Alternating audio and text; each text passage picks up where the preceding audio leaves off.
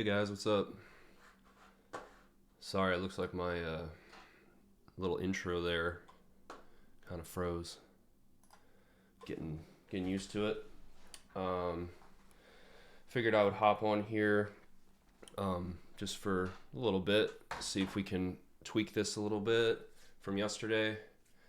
I don't know if any of you guys were here yesterday, but we put together just I don't know, like maybe a minute and a half of music here. Just kind of, it was my first. Yesterday was my first stream, so I just kind of used the time to get comfortable with the platform and see if I could execute a live stream without blowing it. Hello, hello. Let's do the sick music. Hell yeah. All right, sweet. Well, yeah. I'm gonna try to do this for maybe 2 hours. Just kind of put a limit on it at close it off around 5 o'clock just to keep some boundaries. I could sit here for 10 hours and do this, but that would be a very long stream. All right, cool. Also, I don't have any lighting yet for this setup, so I thought I would take advantage of the nice weather and not go outside and stay inside and do a stream. Staying inside is cool, right?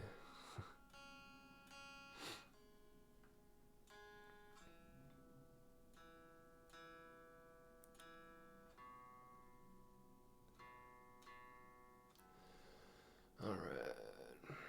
Tune in. I really gotta change these strings.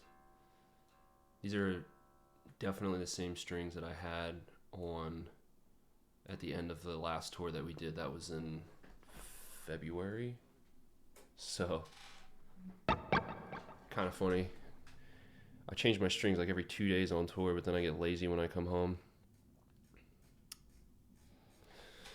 Let's see. Excuse me. All right, well, you know what? Before I even pick up the guitar, I had some organizational stuff that I wanted to mess around with on this. You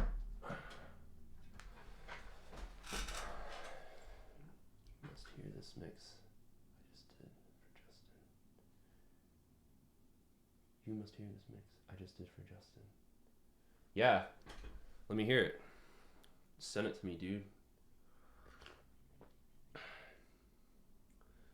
Would you recommend for someone who wants to buy a 7-string guitar to either go multi-scale or 27-inch scale length guitar? I would say that unless you're tuning down lower than, a step below what the guitar is designed to handle. So, I would say on 7 strings, if you're tuning below A standard, you would probably want a slightly longer scale. And on 8 strings, if you're tuning lower than F sharp, I guess, maybe a multi-scale would be good. I personally, I can't get on board with multi-scales. It just does something to my brain. I can't, it's probably something I'd have to get used to, but yeah, I just can't get used to the spacing of the frets, especially up high. I end up overshooting. So all of my guitars that I use in Rivers of Nile are 27-inch scale, just straight up. And the only reason that I do that we do the 27-inch scales is because we tune down a step and a half on the normal 6 strings, and then we drop the bottom strings. So the bottom string's in F sharp, and then the rest of the guitar is in C sharp standard. So having the extra 1.5 inches for that is kind of necessary, unless I want to play with 100 gauge strings on the bottom. So I would say, unless you're planning on tuning down, way down, I don't know. I think most standard scales are pretty good. 25.5 You know, I mean, I've even had my guitars set up, my 25.5 inch scale guitar set up in drop F sharp, and there were some intonation issues, but it really wasn't that horrible. Um, so yeah, I would just say it's really up to you. If you tune down and you find that your strings are too floppy or you're having trouble intonating your guitar, I would say to check out multi-scale or baritone scale. I actually like the way for riffing. I like the way that the 27-inch scale feels, just because I guess I have longer fingers and bigger hands. So it's like actually like kind of like a nice natural feeling scale for me. Like whenever I go from my 27-inch scale 27-inch scale guitars to like this guitar, this is my PRS CE24. It's like I think it's a late 90s one. This is a 25-inch scale, I think, so it's 2 whole inches shorter than my 7, so whenever I jump on that, it's real weird, and I end up overshooting. Alright, well, cool. I'll stop talking. And tuning down for sure. So this one is, yeah, I mean, I would say, if you're going to be going way down, definitely check out the 27-inch. Kiesel offers some pretty sick options for that scale length. So I would say to check that out, or check the multi-scale out. Like I said, multi-scales are great because you get the long scale on the low end, and then you get like a normal scale on the high end, which is like what I miss on my 27-inch scale guitars when I'm riffing. I love the baritone or the longer scale, but when I'm soloing, sometimes I do wish that I had a 25.5-inch scale, but my brain is like dumb, I guess, and and I can't quite figure out how to calibrate my brain to look at a fan fret guitar and be okay with it. Cool. Hey, what's up, guys? All right, well, I guess I'll just get into this. Here we go. Here's the stuff we did from yesterday. Like I said, I'm not going to touch anything that we work on together on here, like writing wise. Anything that I'm like writing with you guys present, I'm going to try to like leave it be until the next time I'm able to stream, just to kind of like, keep you guys in the loop with the whole creative process. And I don't know, like I said yesterday, I know I've seen some guys do this kind of thing, and oftentimes they'll just kind of open a session and they'll be like, yeah, I recorded all this earlier, which, might actually be good depending on how quickly you can record the guitar parts. But I kind of figure it might be neat to just have you guys see the whole process, and I don't know, just sit in, across a couple of streams for writing songs or whatever. But yeah, I haven't touched this since yesterday. Hello, what's up, guys? So yeah, let's kind of play it back and see what we got. Sorry, before we start, like I said, usually what my thing is, as far as like my process for writing, is, I'll write, a minute or 2 minutes of a song, at a time usually, sometimes more, sometimes less, but usually towards the beginning of the writing of a song, I'll probably, sketch out like a minute and a half of a tune, and then I'll shut it all down for the night, throw some headphones on, and kind of just like brainstorm about how I want to change stuff. And I definitely got some ideas on this one already, just for what we had from yesterday. So I'll play it, and then we can start making changes.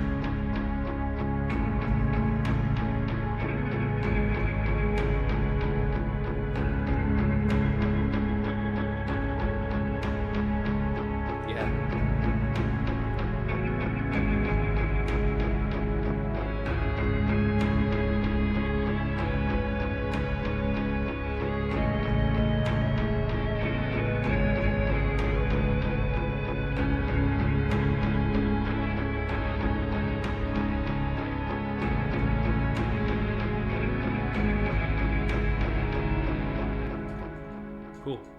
And then I had these drums that started programming yesterday, but I don't know if I want to go this direction.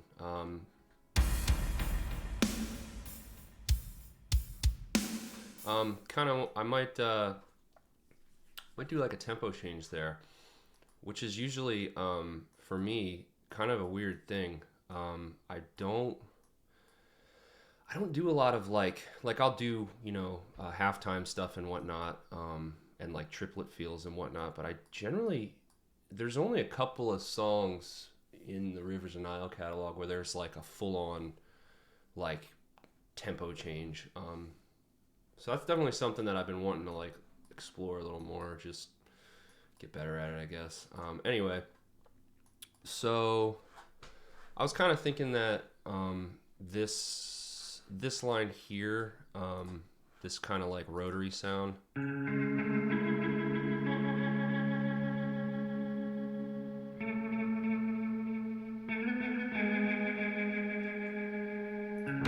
was kind of thinking that instead of having that just repeat the same thing every time, we could like do some kind of like different inversion of that chord or something, maybe something in the higher register. Instead of having just play that 6 times, we could have it play like this.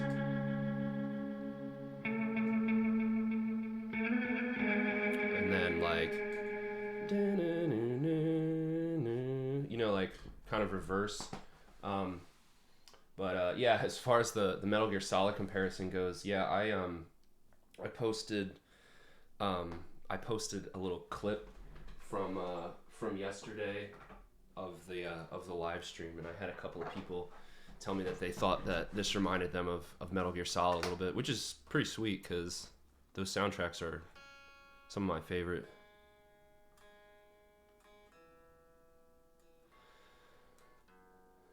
Oh, also, as I said yesterday, I'm like super green with like how this whole platform works. I basically just figured out the technical side of things and made an account and hit the go live button. But as far as like how the actual like social platform works, I'm pretty unfamiliar with it. And yesterday, I guess, got some people subscribing to me, which is amazing. And I just wanted, after we got off the stream last night, I looked at my little stream recap and I realized that I had some subscribers. So if any of you guys are watching now that subscribed yesterday, huge thank you for doing that. Definitely was not expecting anything out of that stream yesterday. So pretty sweet to see that. Thanks, guys. All right, let's see. Owl's Clean.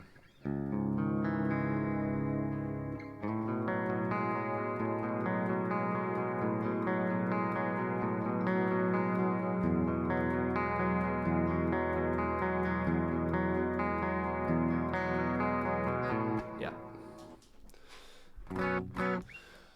All right. Cool. All right. Everybody doing good today, though? All sick? Okay. So I think for that I did like, yeah.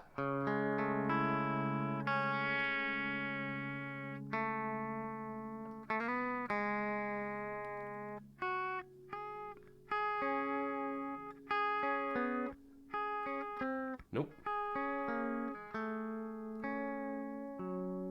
Something like that, yeah, like a.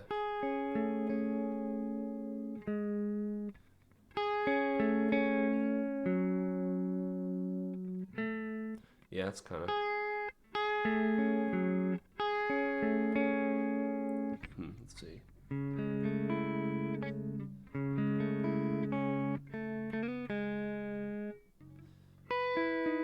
Nope. Also out of tune. It's that G string. That's what I get for using a 22 gauged unwound G string. Intonates great. Sounds kind of terrible and goes out of tune all the time. All right. Okay.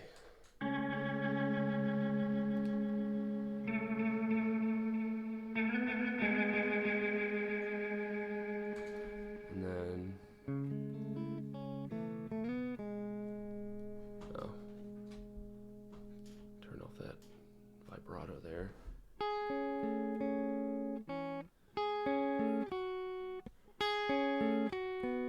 Nope.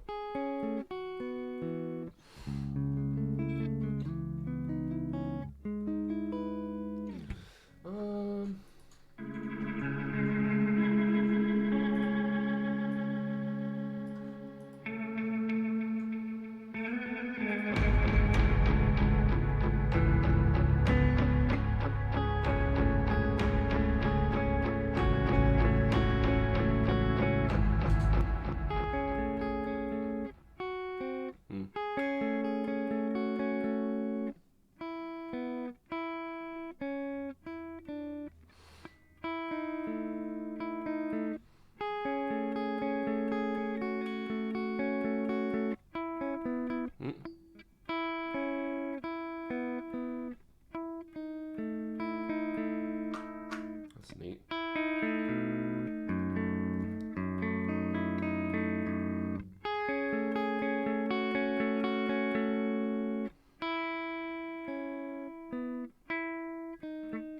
Keep forgetting to do that.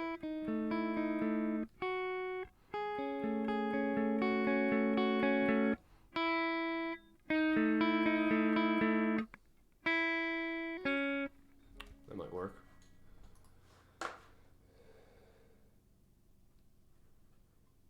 A term I have come to associate with this style is hypnagogy. Feels like floating between awake and asleep. Or maybe I should just stop putting on middle when I go. No, that's pretty sick actually.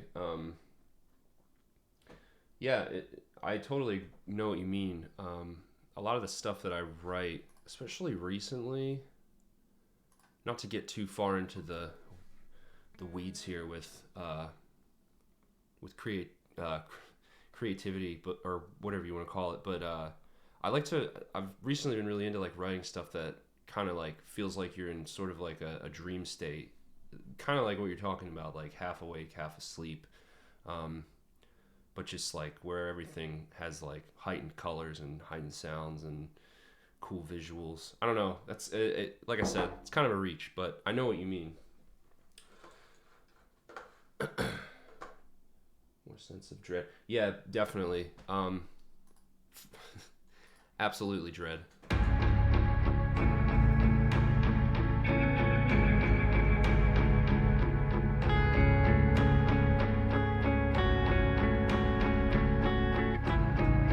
Nope. I like those first two things there though.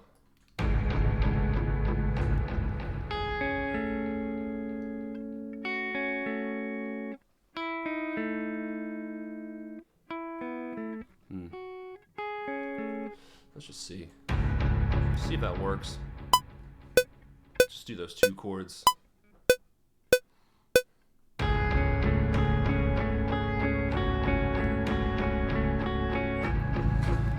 just want to hear if that works.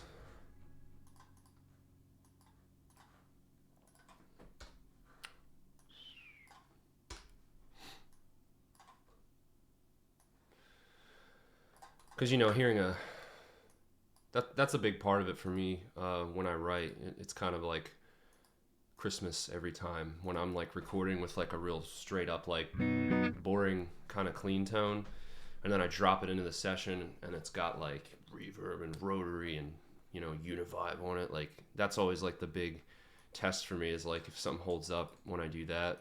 Let's see.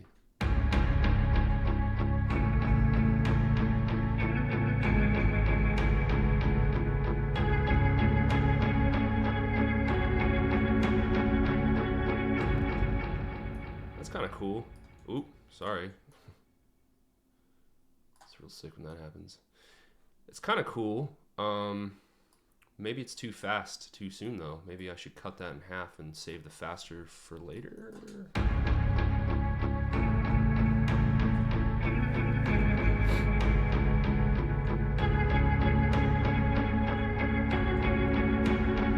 not. Maybe it's just loud. I think I might need to gain it down a little bit.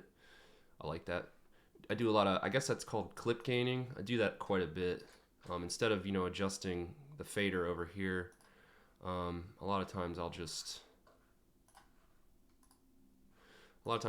clip gain? Is that a real word? I don't know.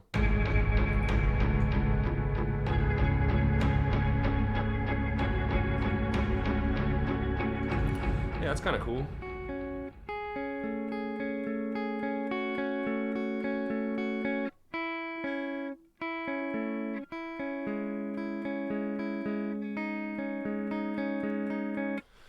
Try that.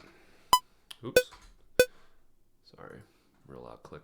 Oop.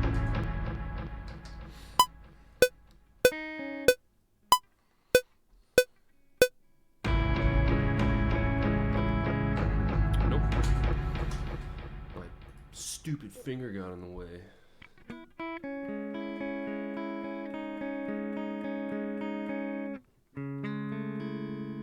Yeah, that's kind of cool.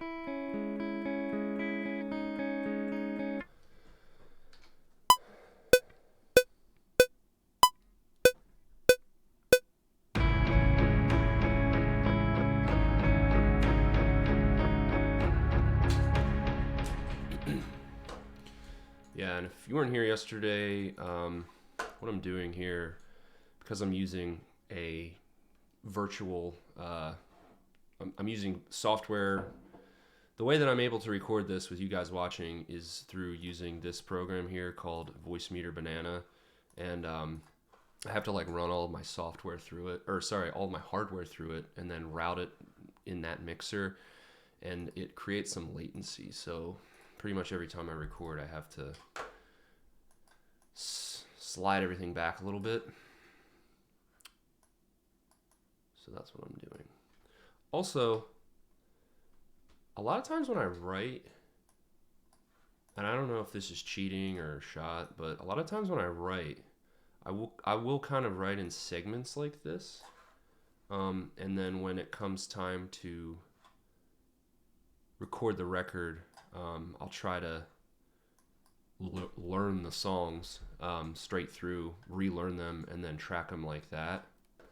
But a lot of times for me, I find that if I don't focus on huge chunks at once, it kind of makes it more clear for me.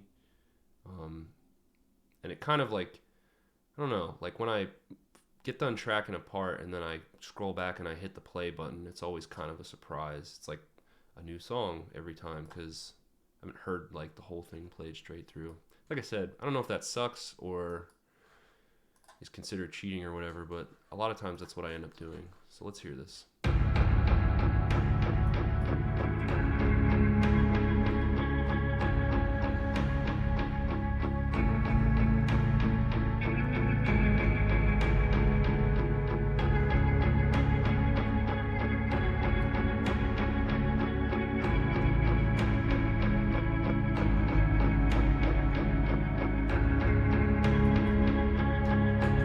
I think that's pretty cool. A little more interesting than we had going on yesterday. What do you guys think? Hot or shot?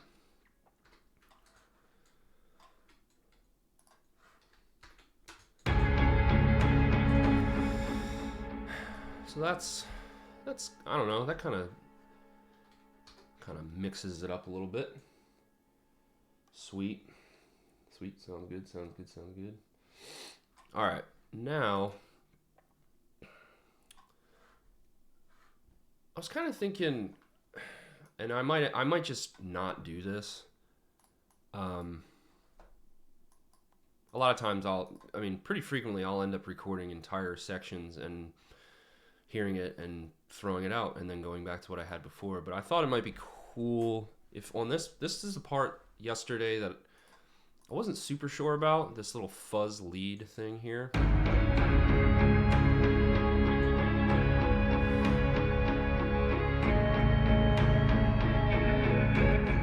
It's cool, but I was thinking it might be neat to grab one of my other guitars and try to do maybe a more single coily kind of sound, just to see what happens. This is gonna be weird because this is in standard, E standard, and that's in C sharp, so I'm gonna have to move everything a little bit, get my bearings. Yeah, this guitar, this is my, sorry, I don't know, here, I'll switch over to my big angle here, real quick. This is, damn, glare everywhere. This guy is my, my newest guitar. It's a Kiesel Delos. Yeah, sorry about the lighting, guys. I got it like a couple of months ago. It's pretty cool. I came home from tour and it was here waiting for me. I love it when stuff lines up like that. Like when you go to the bathroom at a restaurant, come back and your food is ready. That's kind of what happened with this guitar. But I love it. It's probably my favorite neck that I've ever had on a guitar. It's a little thicker than what I'm used to, like on my 7 strings. It's a little more like baseball batty, but not like in a shitty way. Like in like a, I don't know.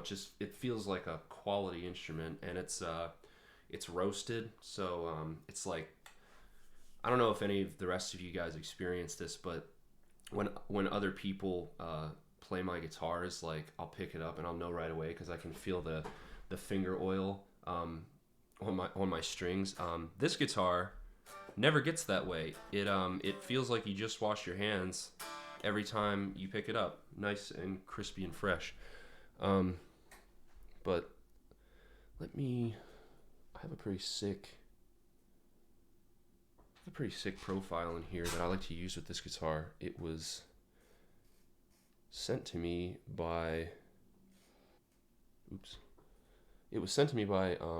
my buddy Wes, Mr. Wesley Hauk. I think it's a profile of his Friedman head that he has, the BE 100 or the JJ. I can't remember what he had. Let me find it. It's just a really like good sounding profile for like single coils. I don't know, that's probably really loud.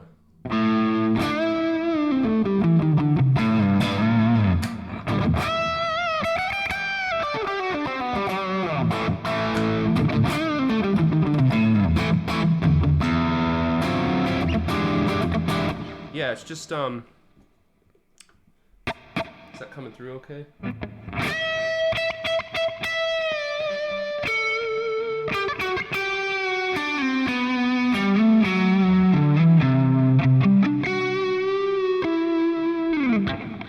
Wish I had this guitar when I tracked the solo for Silent Life. That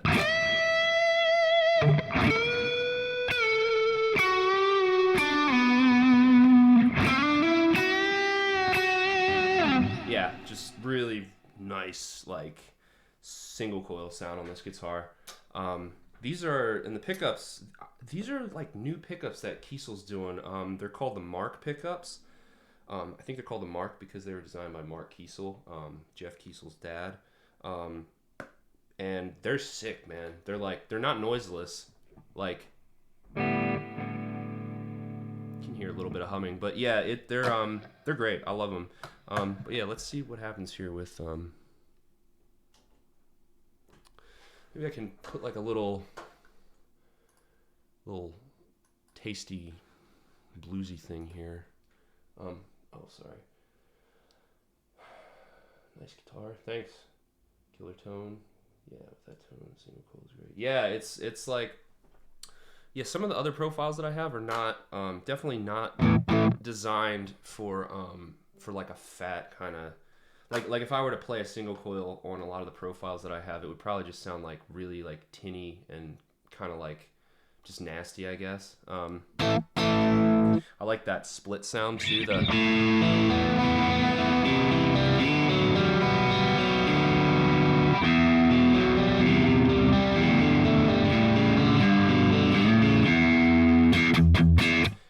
nice. But anyway.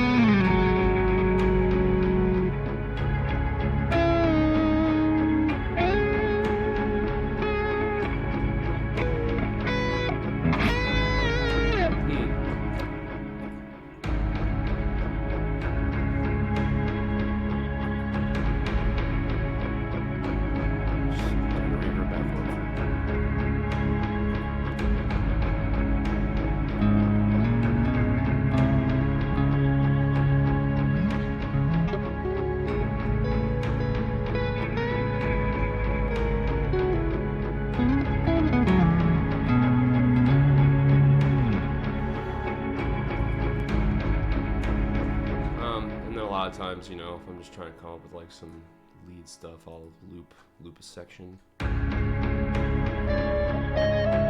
I said, this is in standard, and the rest of this is down a step and a half, so I'm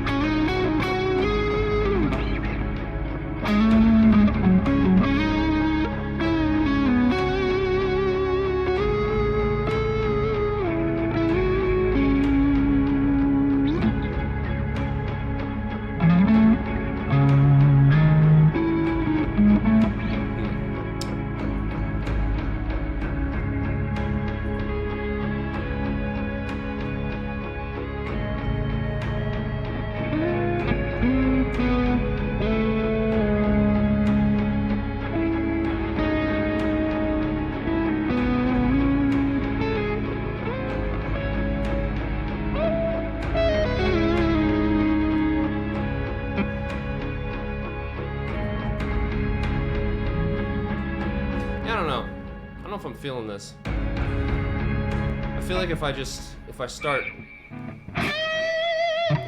doing, I don't know, I feel like it just might be too abrasive for the part.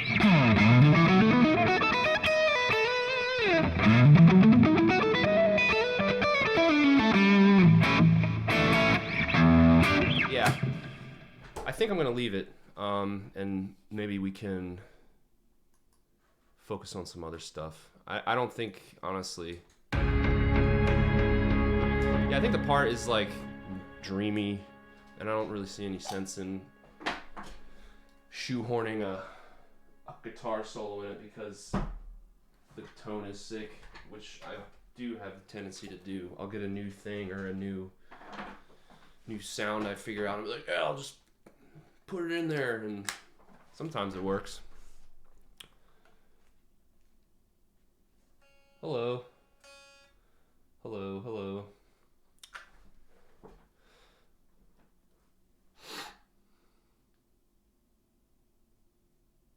Cool.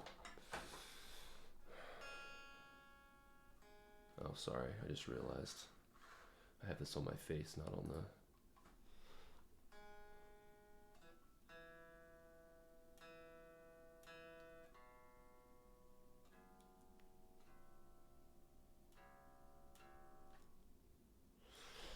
All right.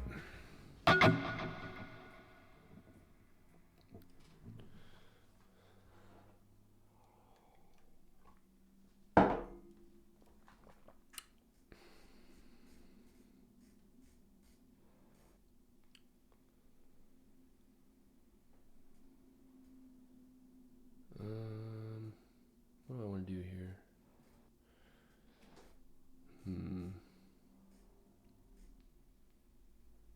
Kind of want to maybe add a little.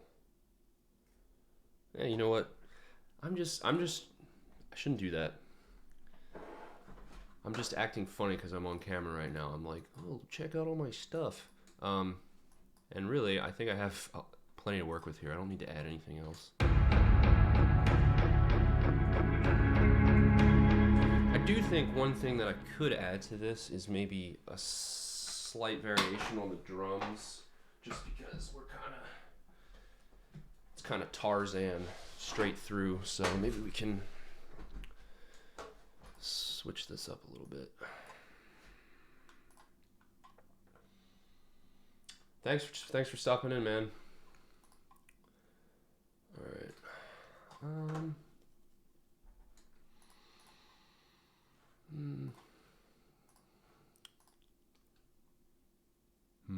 Let's see.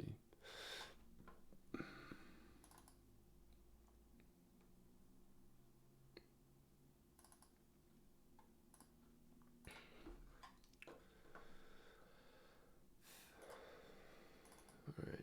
I think this is what I was trying to do yesterday at the end of the writing session, but I was 4.5 hours in. I think my brain was starting to melt because I had to eat.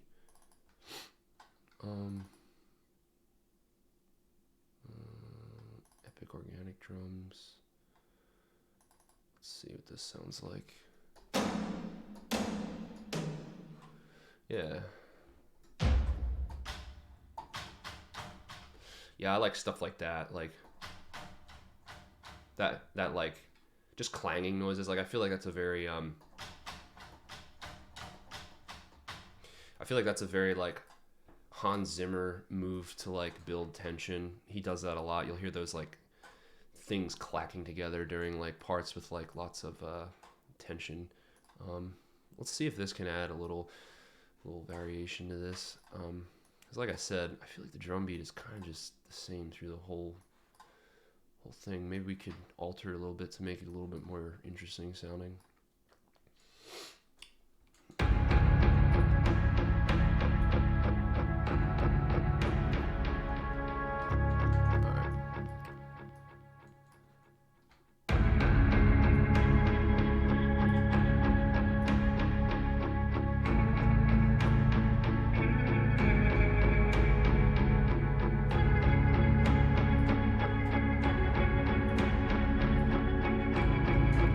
Actually, you know what?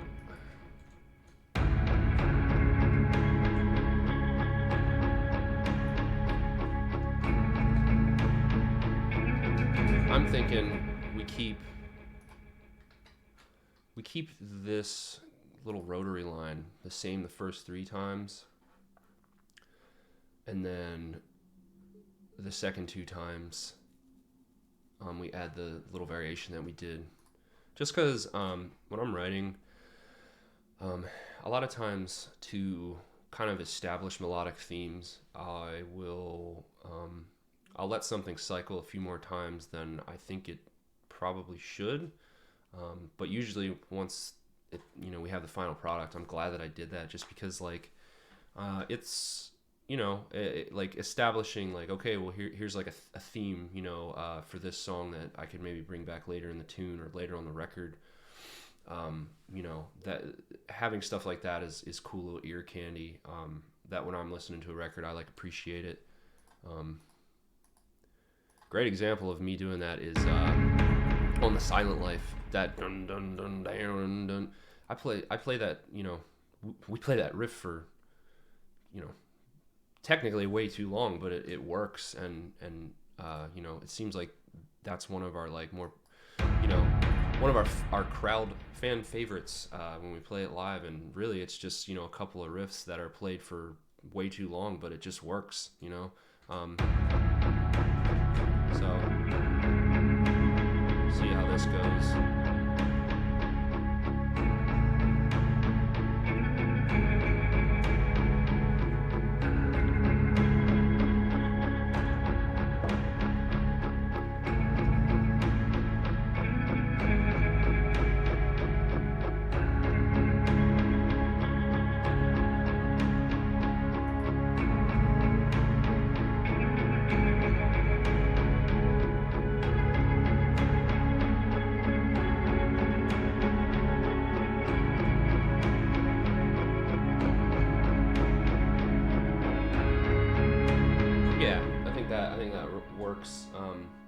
I think that works pretty well. Kind of got it playing, 3 times here before we make a change, just to kind of like get the listener's brain calibrated, I guess.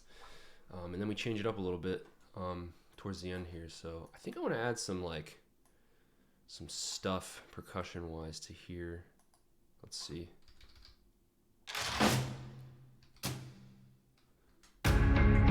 Yeah, this is what I'm talking.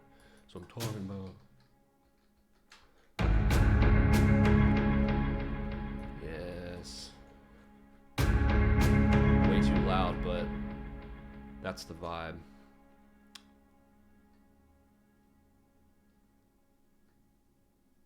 Okay. Turn this down a little bit.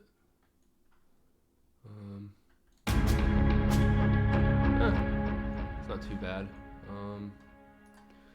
Let's pull up a.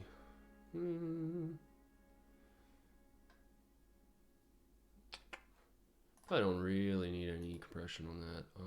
Just do like a hi-hat preset for now. Or they have I wonder if they have a shaker, because I think that's technically what that is. Yep, right there. Like I said, when I'm just writing, like the last thing I want to do is be messing around with, like, I don't know which frequency should I cut out. I'll do that, down the road. But when I'm writing, I just try to like get it sounding pretty good and keep moving.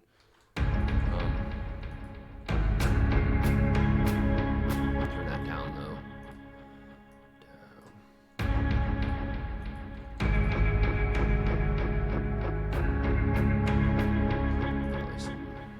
Even louder or even quieter. Sorry. Definitely need some echo on that. Cool. Thanks, guys.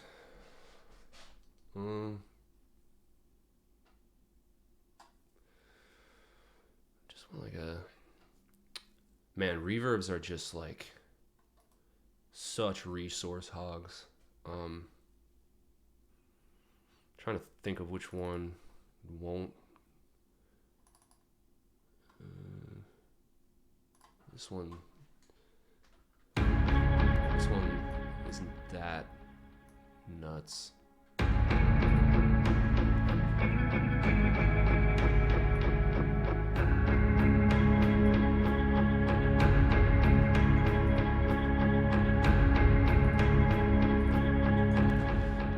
Let's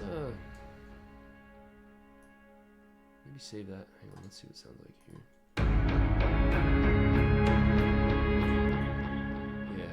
Maybe I'll wait until a little later on that. Or maybe not. Hold on. This is how it is.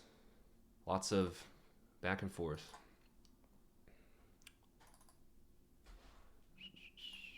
Wonder what other sounds we can get here. Yeah.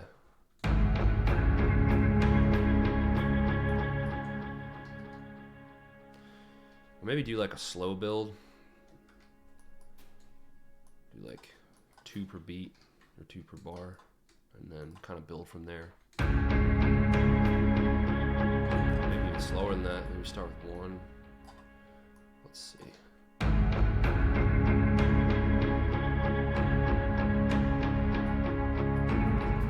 I think so.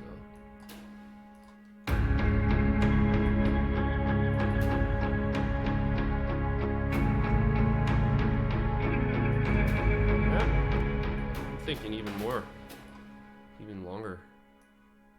I don't think I even need to have those that long. Probably just like that.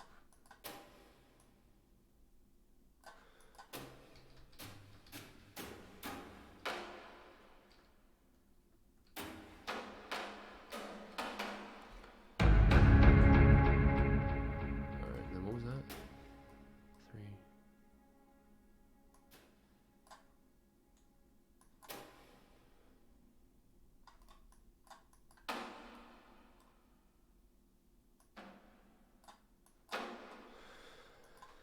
Let's see.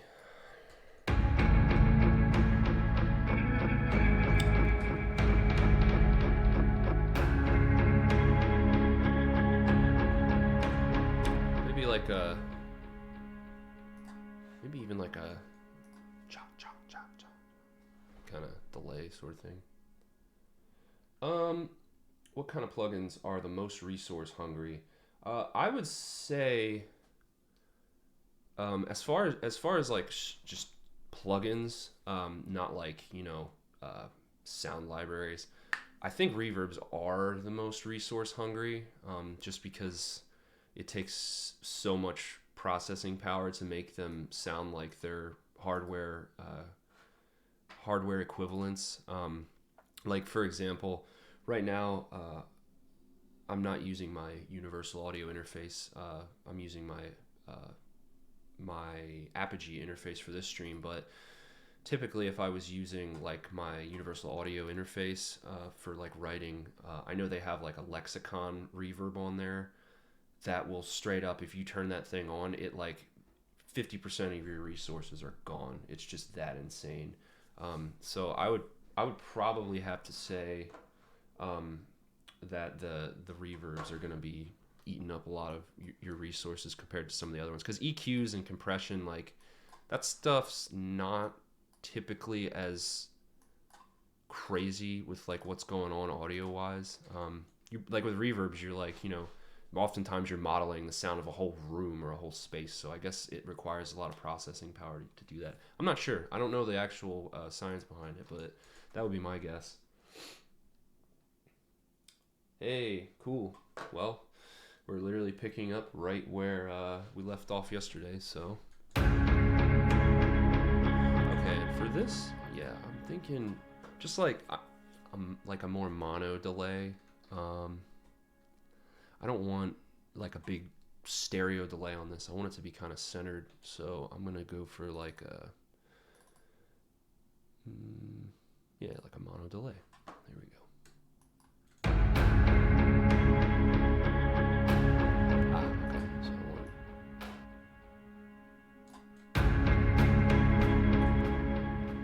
a little faster than that.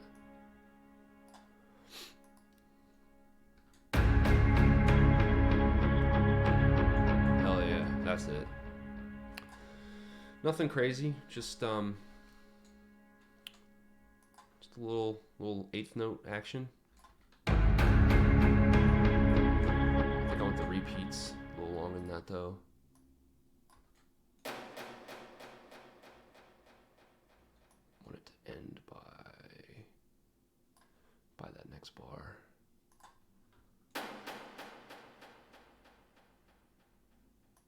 Close enough. Hey, what's up? Just woke up 7:30 in New Zealand. Yo, I was actually in New Zealand about a year ago, right around this time. We played in Wellington and shit. I'm sorry, I forget the other place. But we played 2 shows in New Zealand and they were fucking awesome. Maybe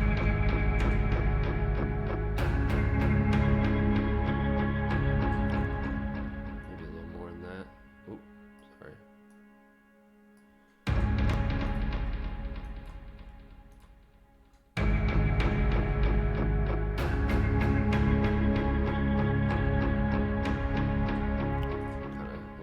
Still, I don't want it to be like a featured thing, just something to add a little spice, you know.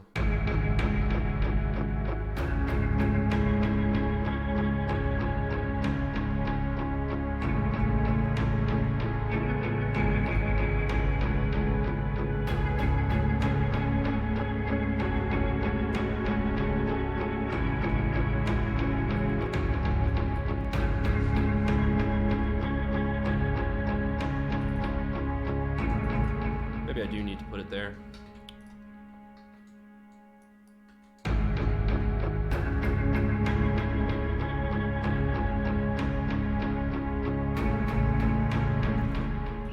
Maybe a different sound.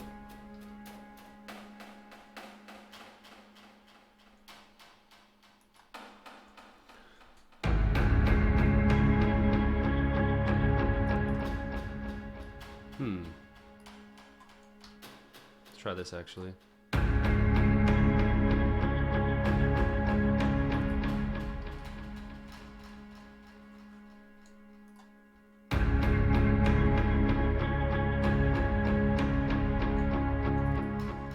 This is definitely starting to take on a very Terrestria 3 sound.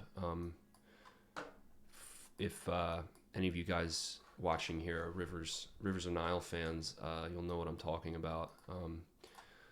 But man,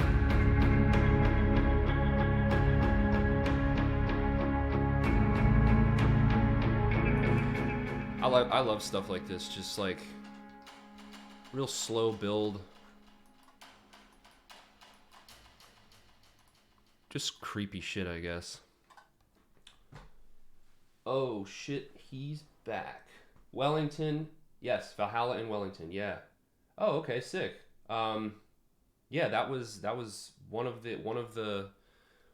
like the more fun times I've had on stage in a long time was at that show. It was like a smaller show, because we had played, I think we had done some shows in Australia before that with Nabla Viscaris, and those rooms were like 1,000 to 1,200 cap rooms, like all sold out.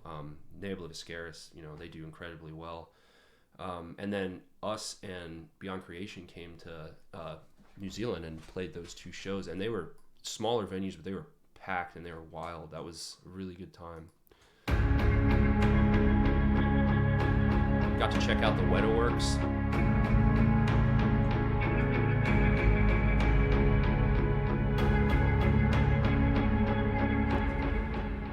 Yeah, let's see this.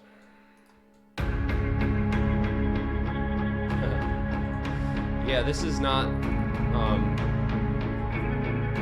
going to be like part of anything for Rivers. This is just, you know, creative exercises, I guess.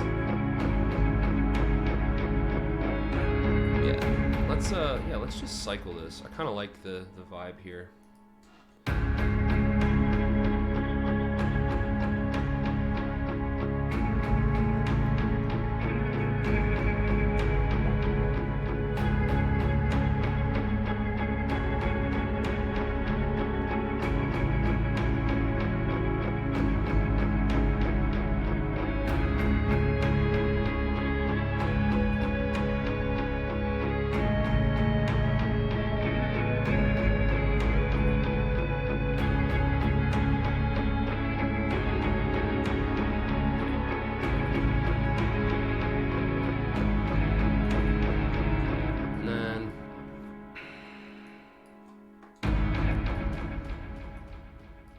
For this ending here, I'm imagining some heavy guitars coming in, fading in. So I'm like right after this. So I'm thinking maybe we should double up on these hits here. See what happens. Just to kind of build intensity, you know?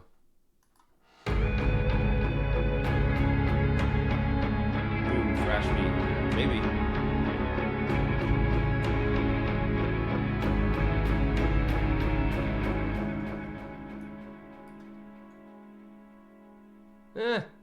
Maybe not.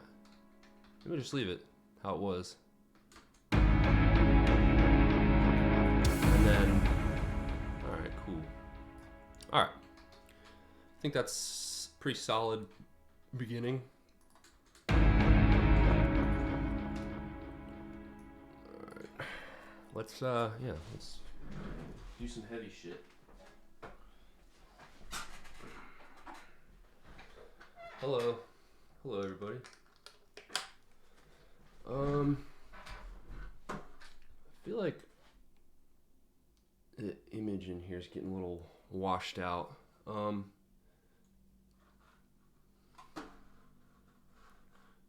see. It's a little bright. Is it unacceptable to adjust my camera settings while I'm on here?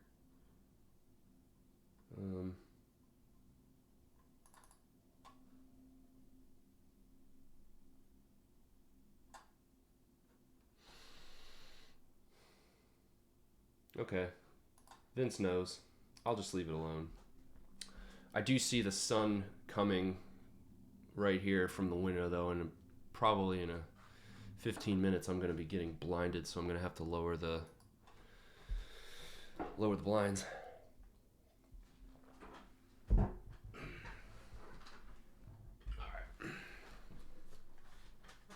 sweet.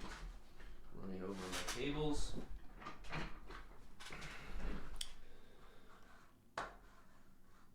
Yeah. If anybody of you guys are watching and the image gets all shot and washed out, flag me down and I'll fix it. Alrighty.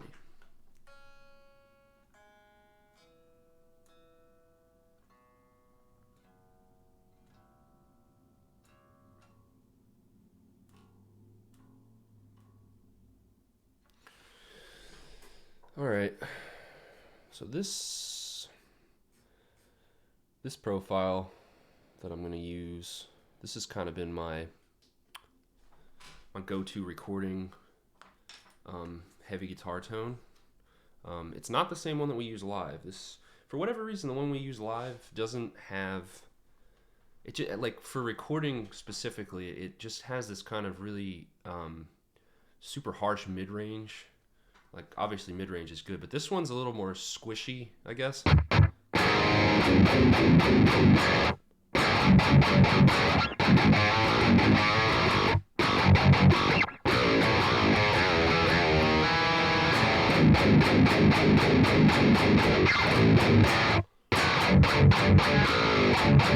Pretty chunky. It's bright, but okay. Yeah, I mean, you got to remember this is you're getting the direct shot of it, so it's definitely going to have that quality to it. But once it's actually in a mix, I guess that's what I was trying to say, is that our live tone sounds better when you're just listening to it, but when you record it, it doesn't. Whereas this one, I think, works a little better for recording. Okay. Oh, sweet. Let's do some metal stuff. And because I'm a psycho, I like to make all of my lanes the same size. I know there's a quicker way to do this, but haven't figured that one out yet. Yeah, I just kind of like to zoom in on the tracks that I'm working on and have the other ones all uniform like this. Alright. Gonna make a new group track. Call this Heavy GTR.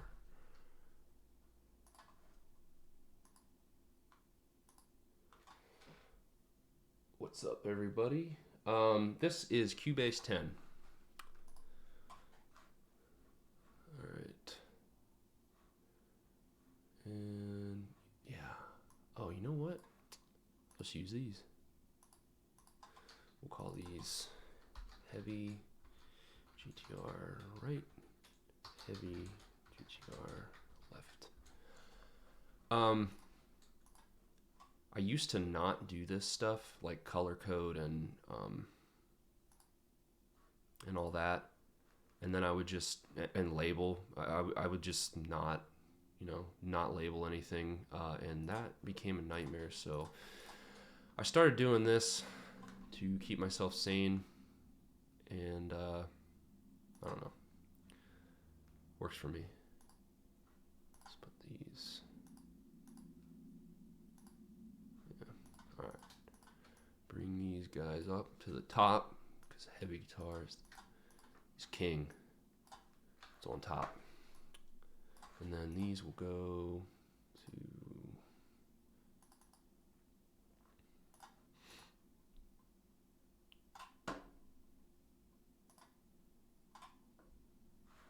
Cool. All right. So let's try to come up with something here.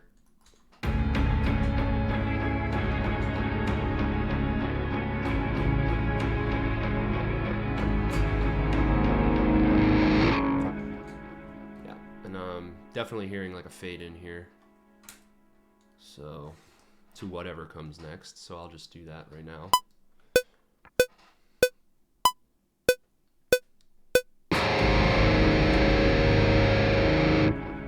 Like I was saying yesterday, when I do like fade-ins, I don't, you know, I don't record the pick part of it. I just want to catch the tail, so that I can, you know, so it's like fade-in. So that's why it sounded like I recorded it late.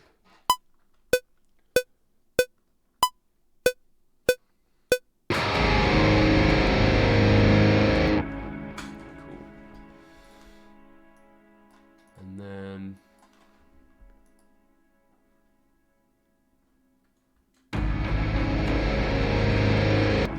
alright, I'm definitely gonna have to adjust my gain here.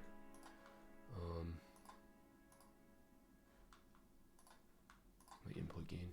I'll throw this EQ on there first though. Nope. Which EQ was I using? Yeah, it's this one. I have my little Bogner preset. Yeah, by the way, this guitar tone is the preamp section is the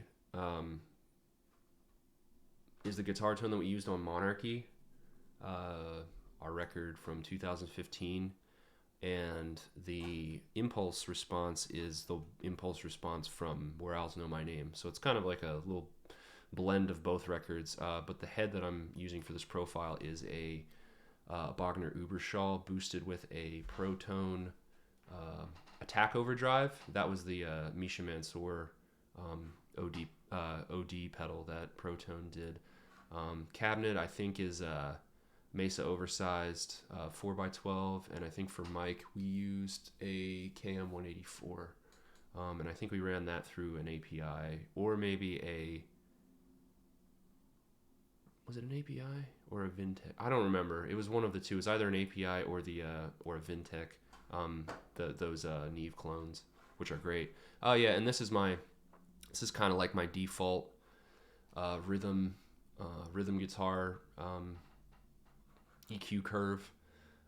So I'm cutting a little bit out around 4K, little bit around like 1500. Where is that exactly? Yeah, 4.2K, and then around 1.9, and then down here, yeah, around 230. I got a little scoop out so that we don't have any flubby fat nonsense. Yes, Rhodesian. You guys hearing that in the left ear? Am I clipping? Let me check.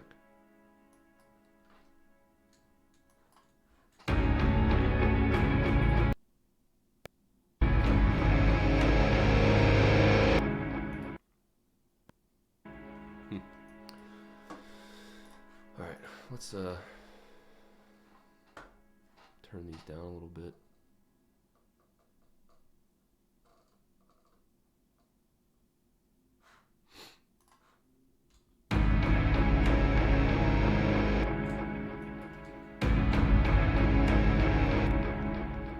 I'm not really gonna know how loud these are until I'm actually playing a riff, but I'll just use this to kind of.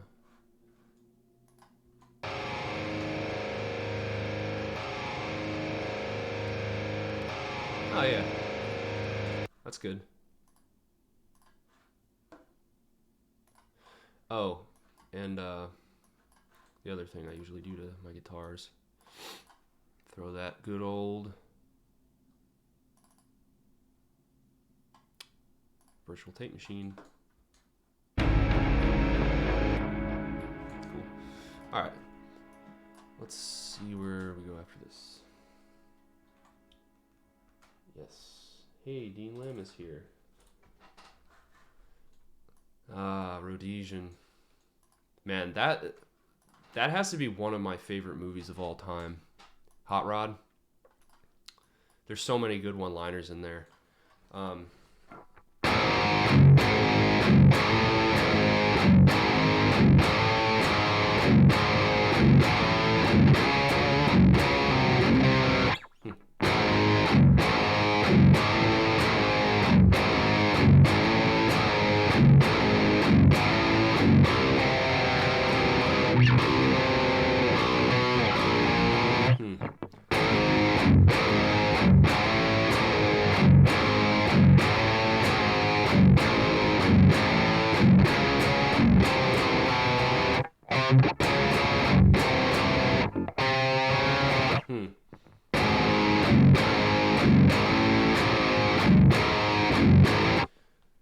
Is that a riff already? I feel like I've heard that before, but that's kind of like the kind of feel that I'm hearing on this next section.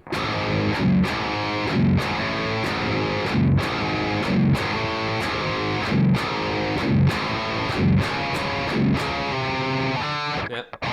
Nope. Nah, not that one.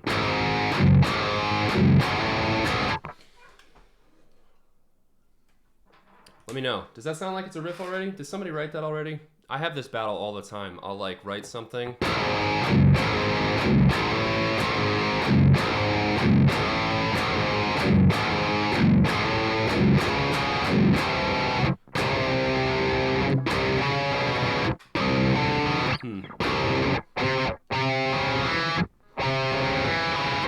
Yeah, I'll like write stuff and I'll get real stoked on it. And then I'll text my friends and I'll be like, hey guys, is this a riff that somebody already wrote? And sometimes they're like, yeah. And then I turn my computer off and go drink Polar by myself. And then other times they're like, no. And then I'm like sick and I can write a song. All right. I think I got a general idea here.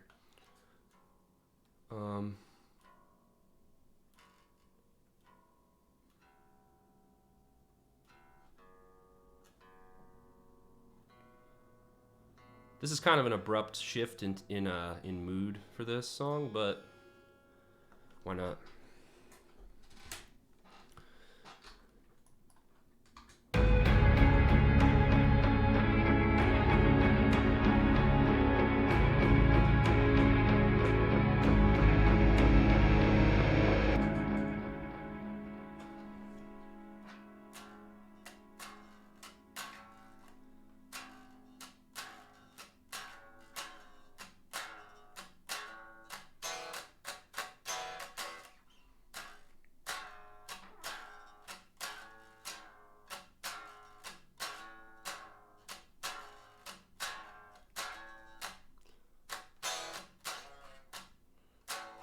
Yeah, all right. I mean, nothing crazy hard or anything, but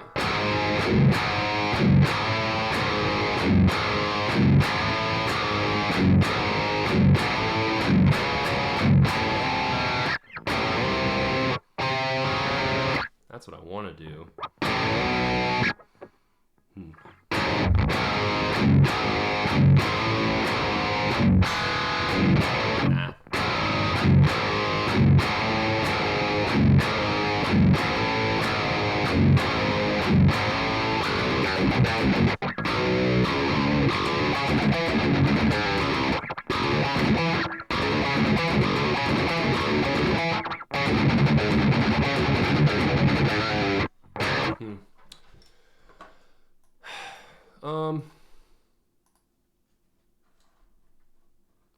I don't know. What do you guys think? Sound like a cool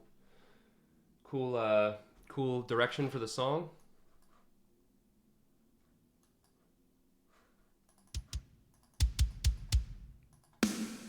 Yeah, why not, Dean? Works every time.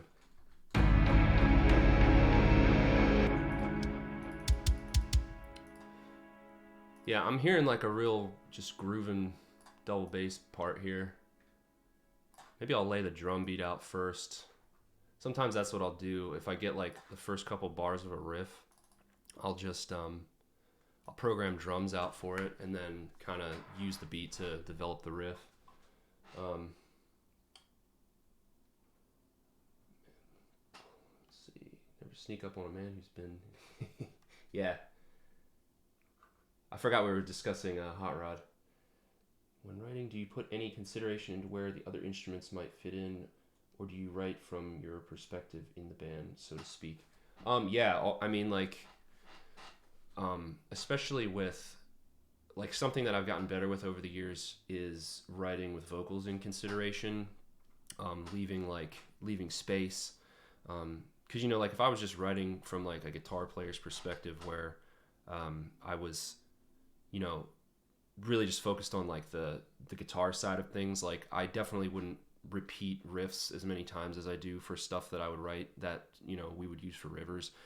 So a lot of times when I'm writing, I'll like leave extra space But then sometimes like I'll go back and kind of cut the fat off of songs and realize that they sounded better with less. So it's really on a case by case basis. But usually, whenever I do anything here, I won't write anything special for bass. I'll just program out the whatever I'm playing on guitar. I'll literally replicate that on the bass plugin that I use, and then I'll send it to Biggs, and he does his thing. He writes all of his own bass lines. I have nothing to do with that.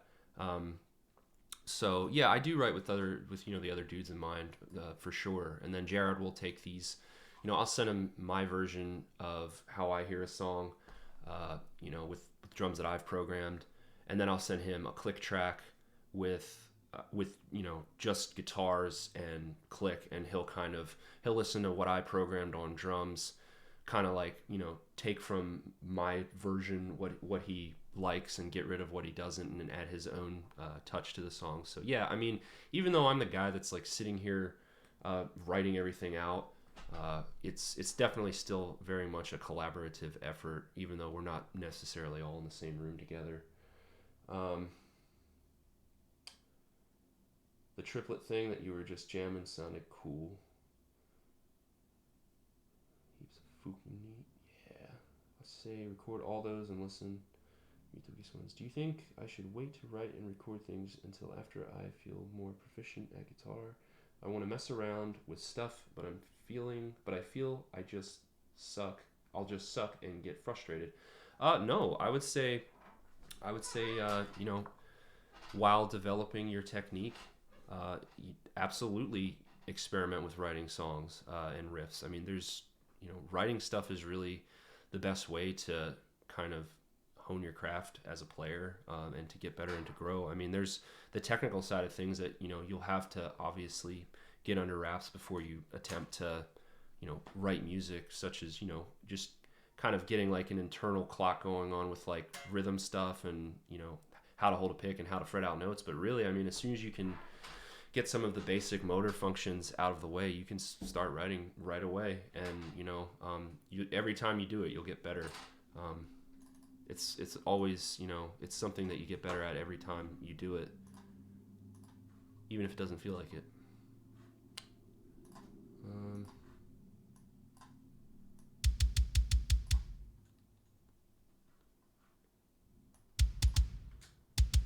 That's too slow. I keep forgetting I have the metronome set to 95 beats per minute here, so I have to change the kicks to 30-second notes. Yeah, that's what I want.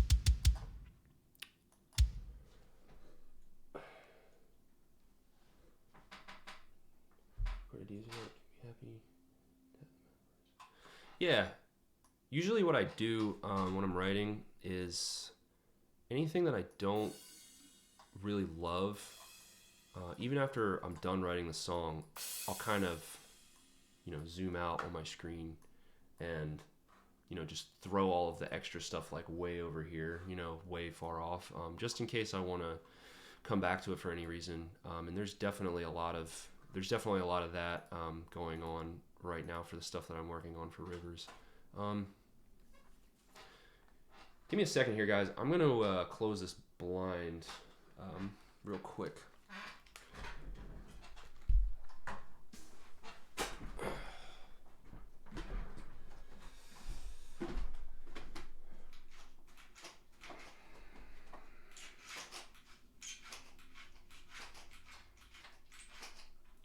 Cool blind.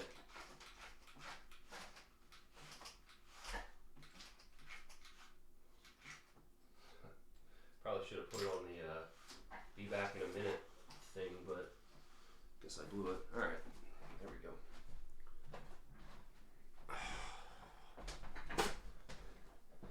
All right. How's the image? Is it still good, Vince? I don't know if you're still here.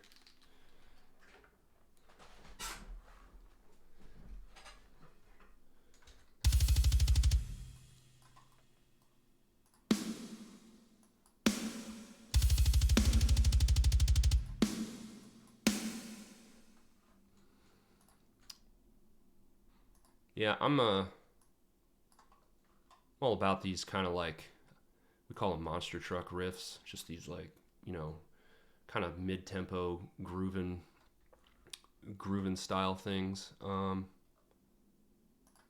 Silent Life's, you know, definitely a good example of that. Or like a slightly open hat, so.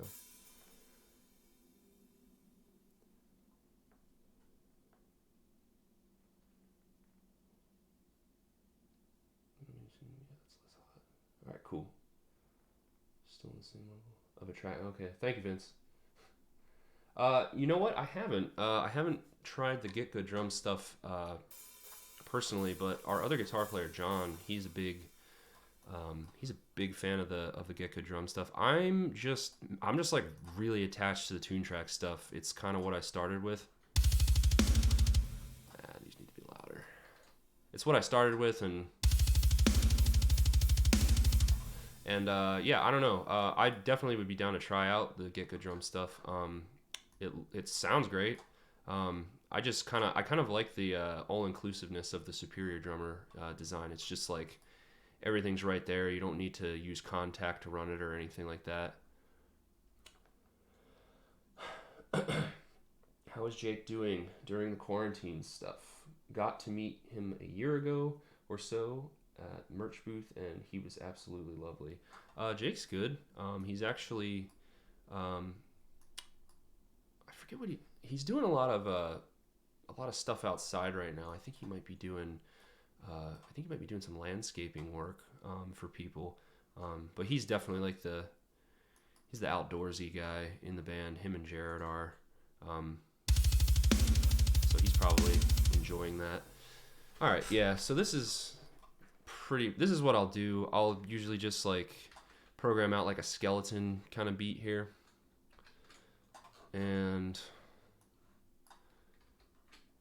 figure out the riff I want to play, and then I will edit the drum beat based on that. So let's see.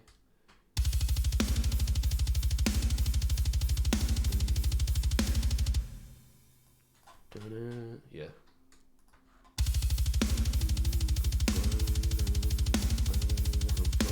Yeah. And then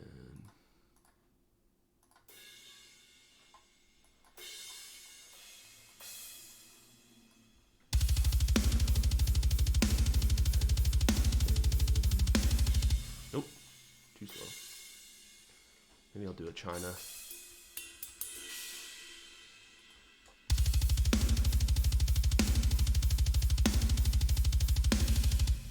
Cool, yeah, something like that. And then, you know, I'll add fills and stuff once I have the riff kind of established here.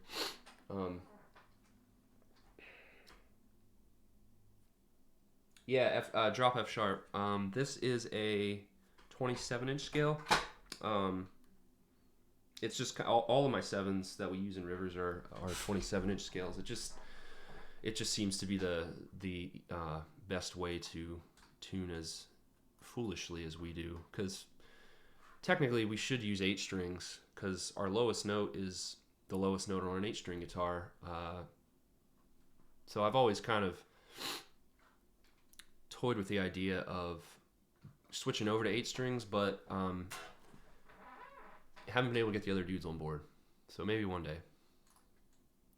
Or maybe I'll just do what Dean does, and I'll just use an 8-string and be way cooler than the rest of my band. All right. Let's see what happens here. I'm just trying to figure this riff out.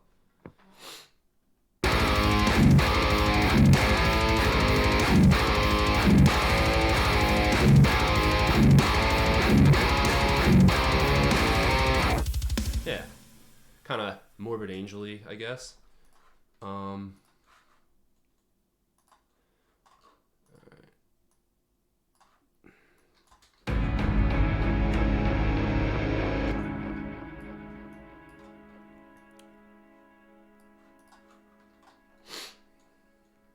String gauge, I am using, on the bottom, it's a 74, and then the normal 6, I forget exactly what the gauges are, but it's the Beefy Slinky set from Ernie Ball, so it's 74, and then I think it's 54, 42, 30, 22, 1711, I think. I know the top string is definitely 11, and then I know the G string is definitely a 22. But anyway, it's the Beefy Slinky set from Ernie Ball, the yellow pack.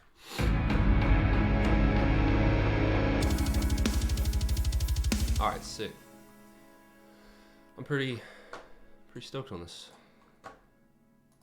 So now,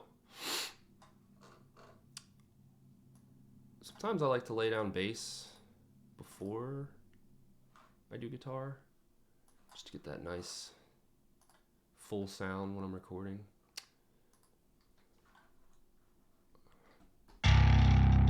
And this is, I talked a little bit about it yesterday, but this is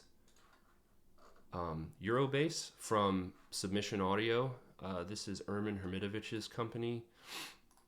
They do. He's the guy who did the mastering on the last couple Periphery records. I think he's done some work for Haken. I'm sorry, I never know how to say the name of that band.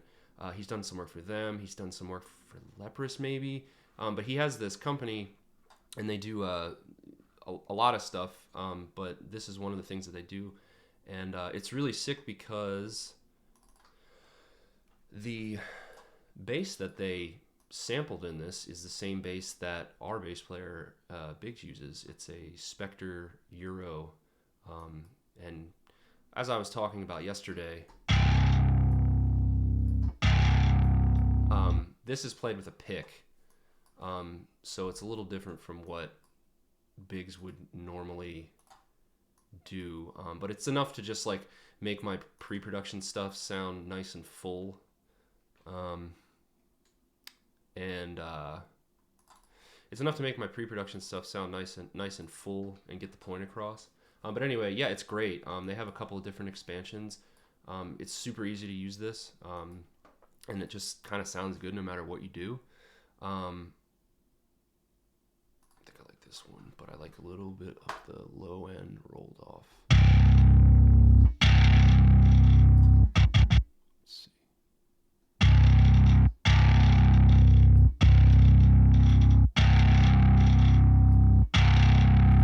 Let me see what that was set at before. Yeah, a little too subby.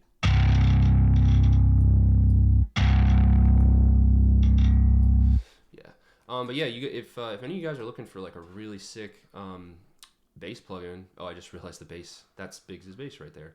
Well, not his, but the same model.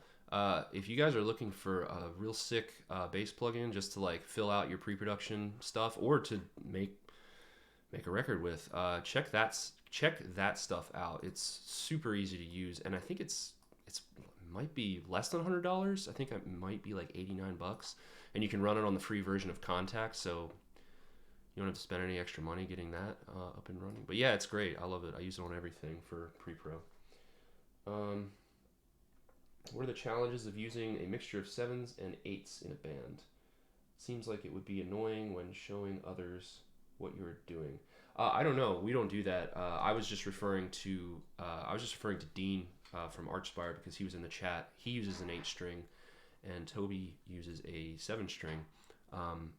So I'm not sure exactly how their process works with that, but that would be a good question for Dean if you're in the chat, Dean. I'm a simple man. 74 was enough for me. Haken. Okay. Oh, I thought you were saying, hey, Ken. I was like, whoa, who's Ken? Got it. Haken. Yeah, I like that, the one record that they have, The Mountain, is it called? It's the one that starts off with that song, The Path.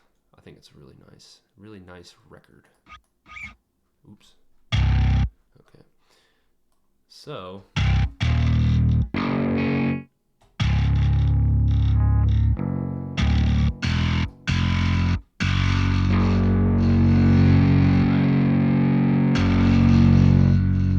F sharp.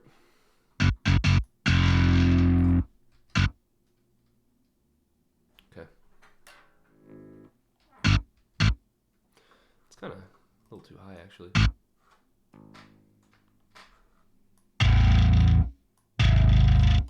Yeah, that's what I want. I want the lower.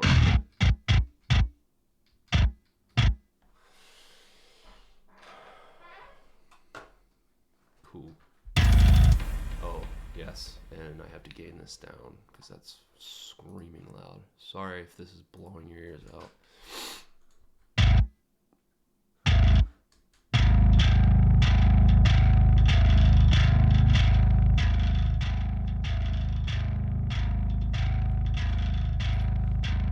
Alright.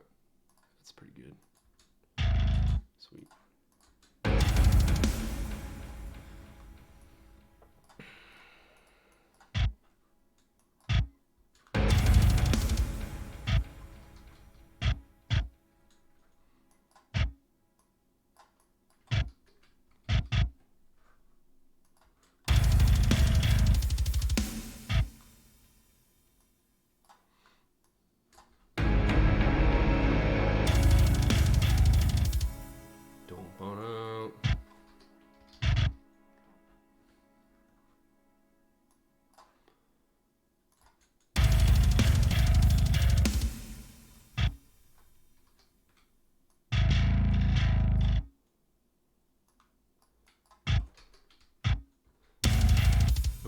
Slow. Bono. This reminds me of we have a song on our first record called Soil and Seed. Kind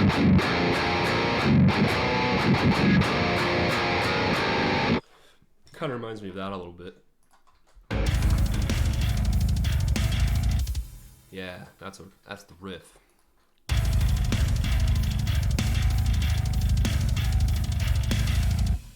Cool.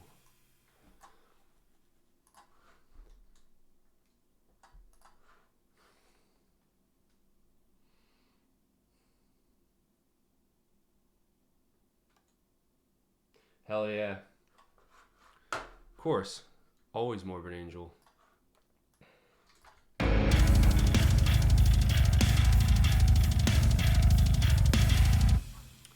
Sweet.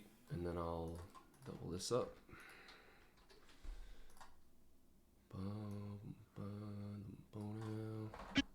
Oops, sorry. 420, guys.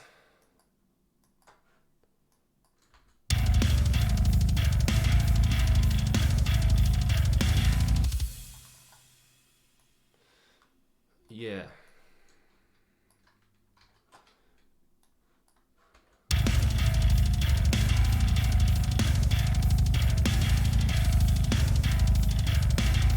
And then, boom, boom. Yeah.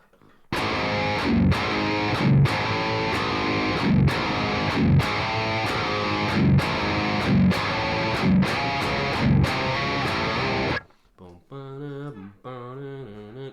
This is pretty, you know, basic layout for the riff here. I'm sure it's going to change as we go. Morbid. Yeah.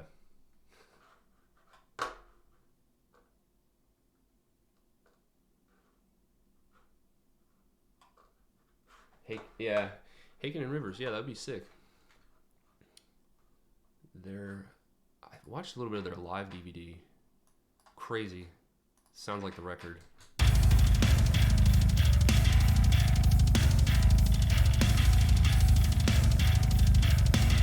Alright, well, you know what? Let's just record the guitars for that so far. That way we can get a feel for what we're working with. What color should bass be? I usually make bass yellow. Oh, it's already yellow. Bass heavy. We got to distinguish here. We're really breaking down barriers, guys. We got bass heavy and bass soft.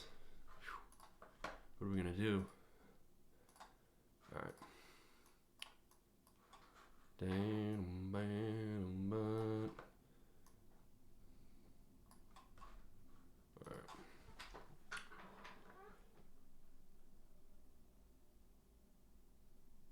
I haven't listened to that. I haven't listened to his record yet. I follow him on Instagram. I think he's a super sick player.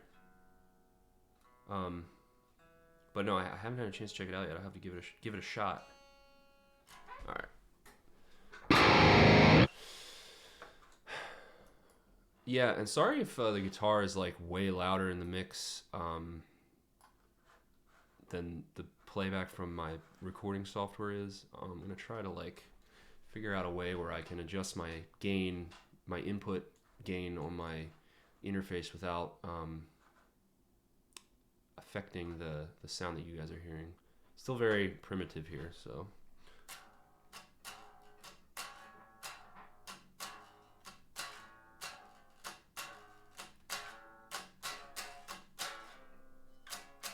Yeah. Writing some riffs here. Okay.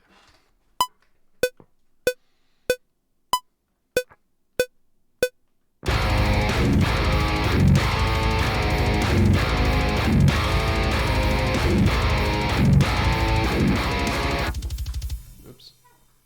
It's kind of a shot take anyway. Try that one more time. Kind of need the click on this one. Sorry, guys.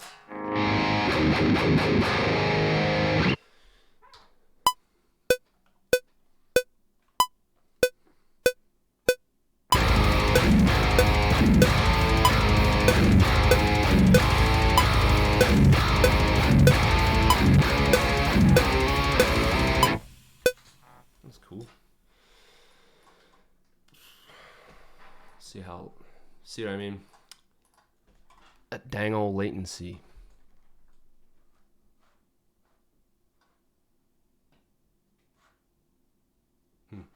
Try that one more time.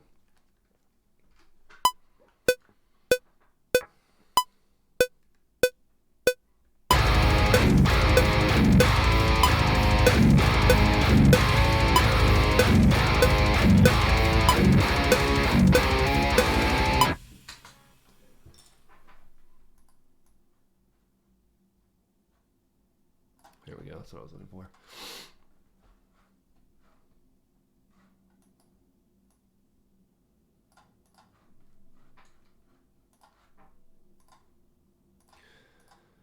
Slide it back.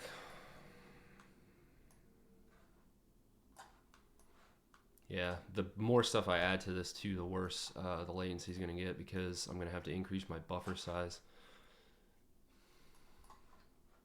Let's see how that sounds. Mute this.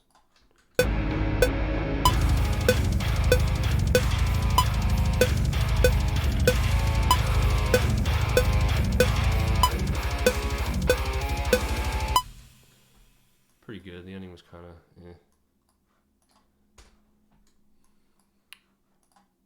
Is that click really brutal? Sorry if it is.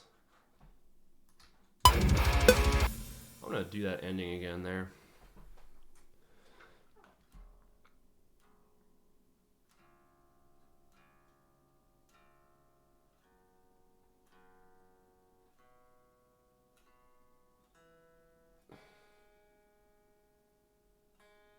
Okay, cool.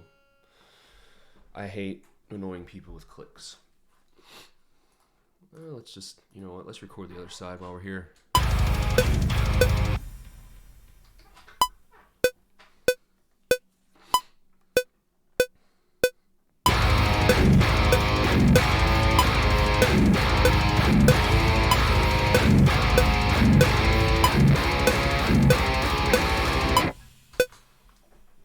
That ending was better.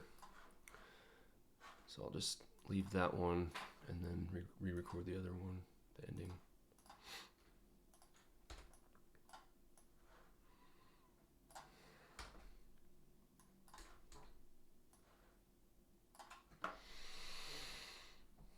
Cool. Sick. I'm glad the click's not annoying. Oh, whoops. Yeah.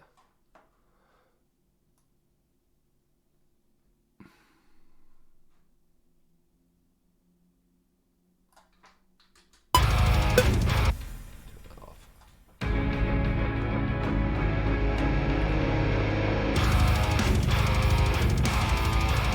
Guitars are screaming loud compared to everything else. Back that down. Okay.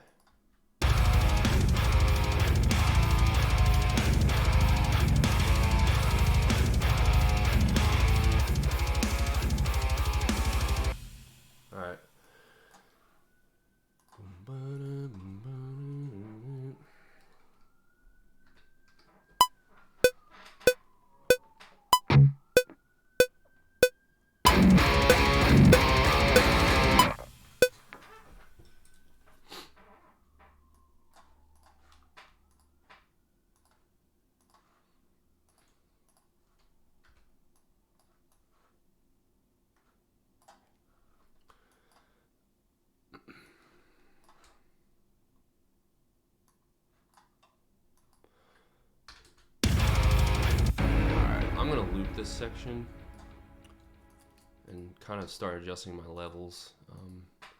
Because now that we have some really impactful stuff going on, not just, you know, floaty stuff, now I can kind of start adjusting my master bus settings for like compression and stuff like that. Oh, and I don't have any bass on here. Let me fix that.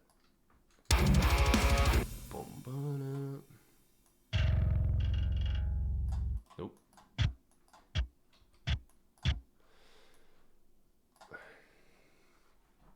All right.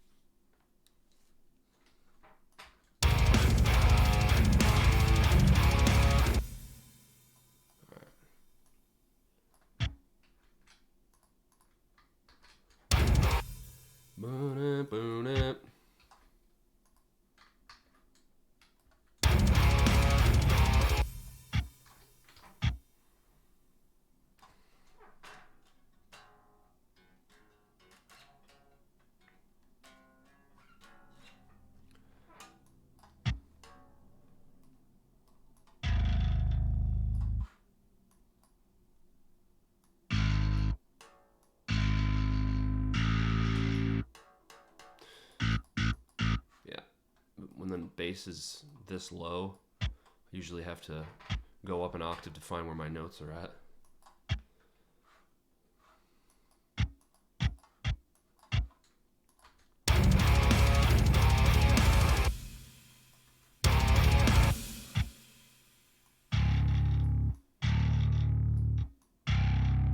That might be...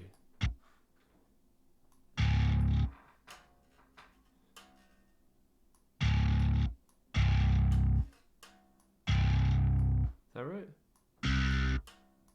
Ah, yeah, it's too high. Sorry.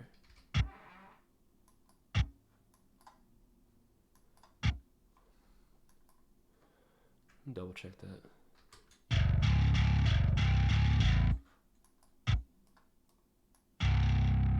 Yeah, I think that's right.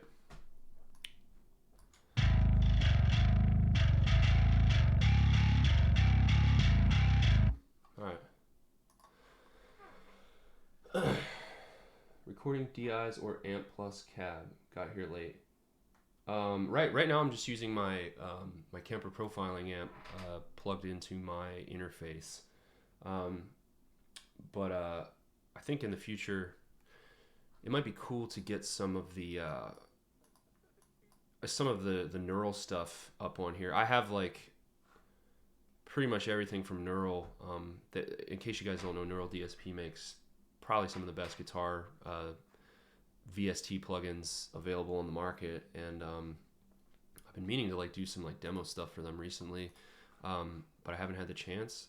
So I'm hoping that maybe on one of these recording sessions that we do, I can maybe record DIs and walk you guys through how I might dial in one of those plugins.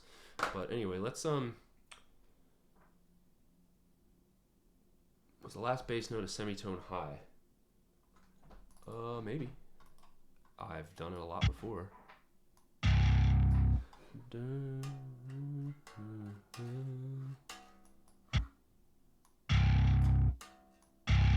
No, that's right. Yeah, I think it's on there. Yeah, it's tough with the super low bass notes like that. You never know.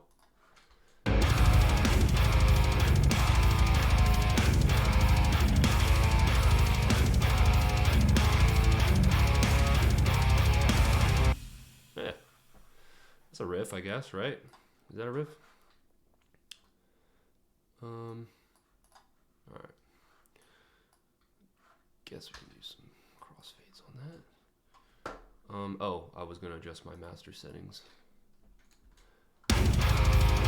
All right, so I'll show you guys how I do this.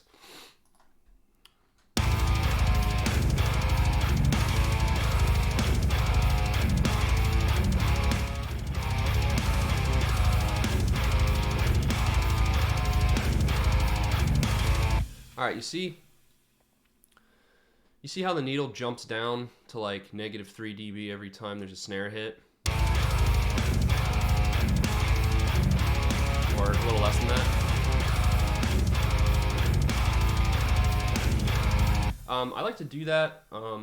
That's a little trick I learned off of watching some Nolly mix downs.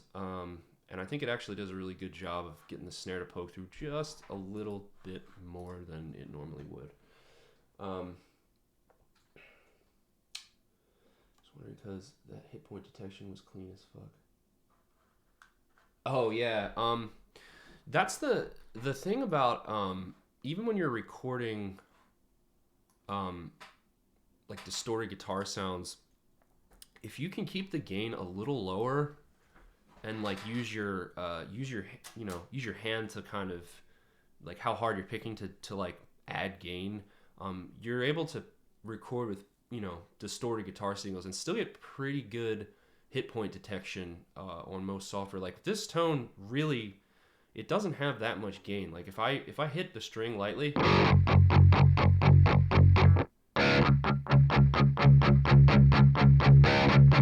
but if I dig in,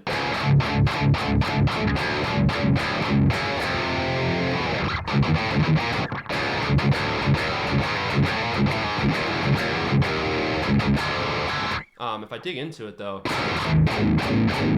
it really kind of opens up. So I like to keep my gain a little bit lower, just to kind of, I don't know, like you said, like the hit point detection is pretty good on it, just because it is a slightly lower gain sound. Mercurial audio, yeah, I've heard of those. I'm not super familiar with them though. I'll have to check it out. How is that decibel drop happening? I see the needle dropping, but what did you do to make it happen? So with this technique, you're basically like, okay, because right here, this HPF thing, high pass frequency, I think is what it stands for. I have this set to about 86 hertz right now. So what this compressor is doing, or what I'm telling this compressor to do, is I'm telling it to ignore everything below a certain frequency. It's like there's a cutoff, so it'll ignore, in this case, it'll ignore everything lower than 86 hertz. And there's definitely a lot of wiggle room on this, because like I have to dial it in a little bit differently every single time I do this. But basically what you're doing is you're telling this compressor to ignore everything below a certain threshold, like as far as frequencies go, because if you had it set to 0, every time you had a kick happening, your mix would just be ducking.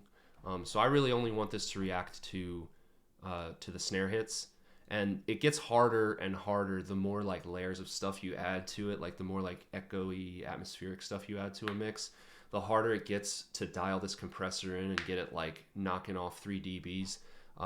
But generally that's what I aim for. I try to get like around 3 dB of gain reduction whenever there's a snare hit, because it just like and it's a really fast attack, really fast release, because you don't, like, if the compressor takes the gain out, you don't want it to be like gain down and then take this long to get back. It's a snare hit, so you want it to be like pop, so that's basically what I'm doing. Fast attack, fast release. High pass filter filters out everything below a certain frequency or a certain frequency, and it only reacts then to my snare and anything above that. But like I said, the more stuff you add, the harder it gets to dial that in, because it's like noise pollution and it just confuses the compressor. So it's a little bit of like tinkering every time I start a new mix. Does that make sense? Sorry, I end up talking way too much whenever I get asked stuff like that. Yeah, high pass filter, yeah, sorry.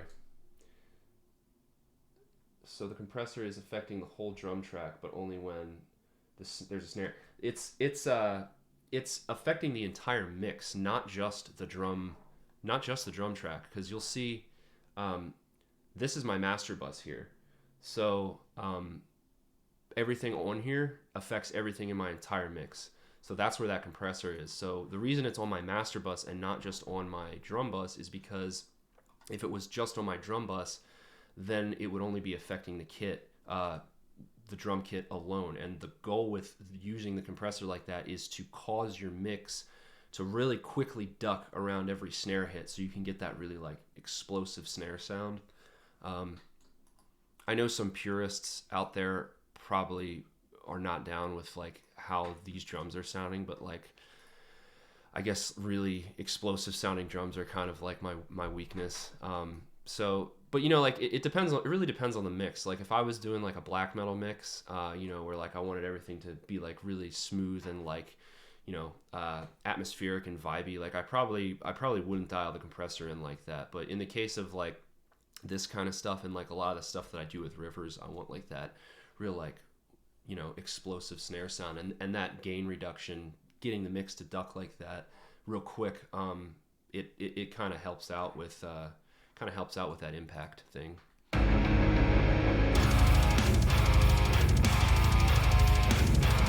I still think the guitars are too loud though. Actually, there's a good way to tell. I'm gonna throw this SonarWorks on here. I think you guys are probably gonna hear what it sounds like with the software on it, so it might sound weird to you for a second.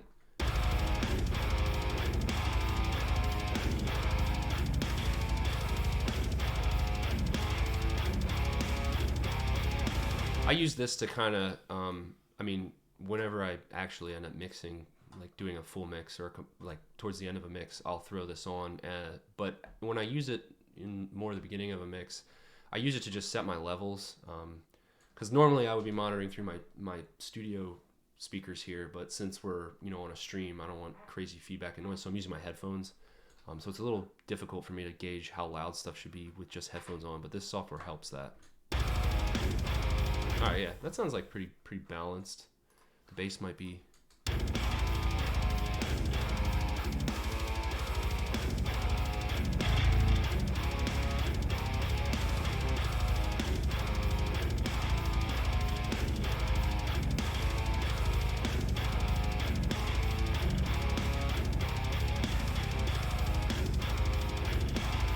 Yeah, that sounds pretty good. Let's turn that off, see if it worked.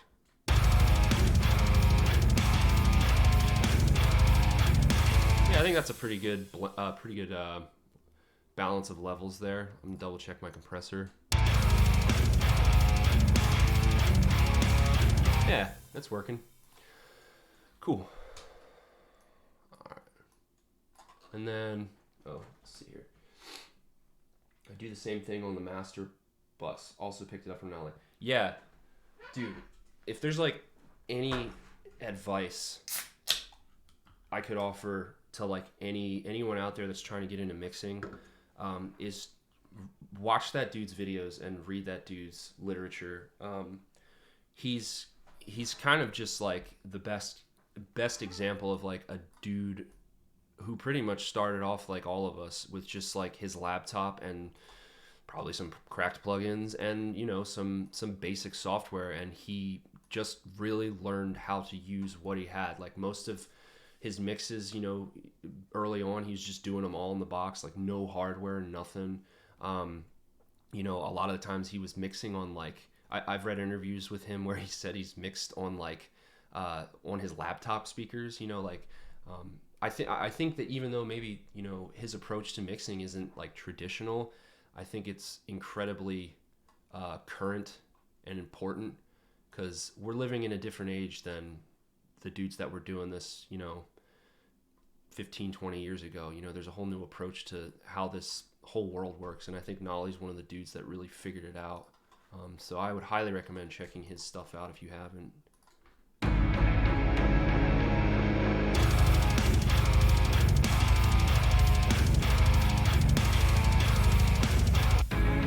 I think I'm gonna have the bass fade in as well.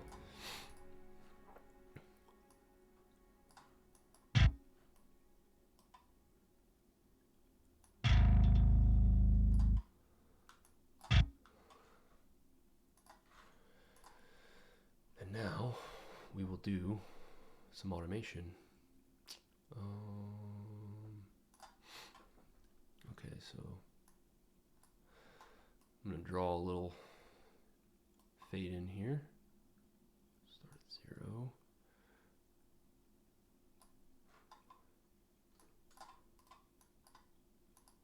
Yeah, and big fan of Cubase's automation features.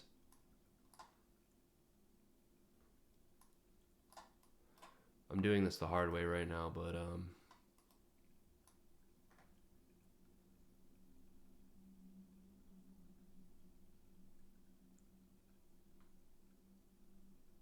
forget what my 145, negative 145, yeah.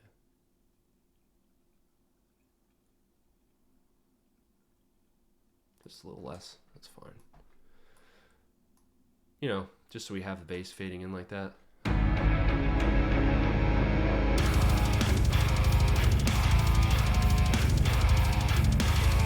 Something I've been doing lately on guitars for like big chunky parts too is I've been adding a little tiny bit of reverb.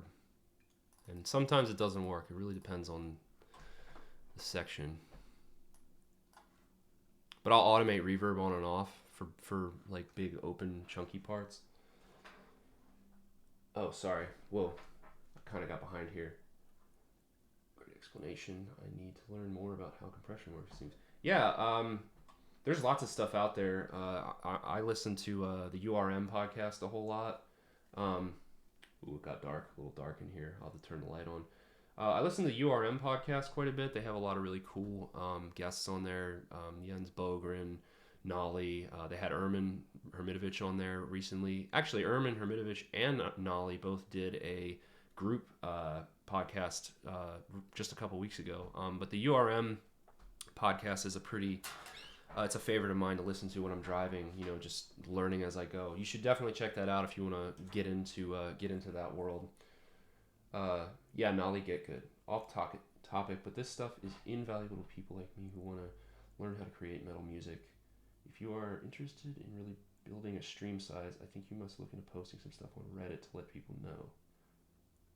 Yeah, I'm definitely gonna like learn more about how this all works and probably start doing stuff like that soon. I'm just kind of getting past my initial anxiety of like running this thing and having nothing go down on me as far as like technical stuff goes. So once I'm comfortable with all this, I'll definitely start posting it other places and connecting stuff. As far as I know, I think you can stream to multiple places. Like I could do this on Facebook as well as Twitter. I don't know how all that works yet, but I'm slowly learning. Is that a beer? No, this is a polar seltzer, orange vanilla.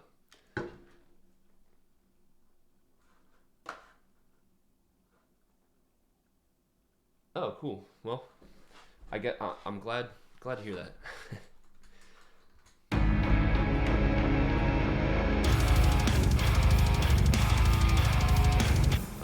Modulation off. Yeah, I don't want any modulation on the guitar sound. I just want a little bit of space. That's probably too much. Still too much.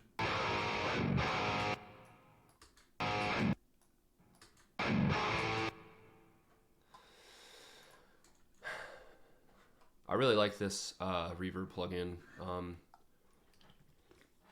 It's called Lustrous Plates. It's from this company, Liquid Sonics. It comes with the Slate plugins if you subscribe to their Everything bundle. But it's just a good reverb for pretty much any application. You can like change the kind of plate you're using. You get steel plate, silver plate, chrome plate, whatever that is, beryllium plate.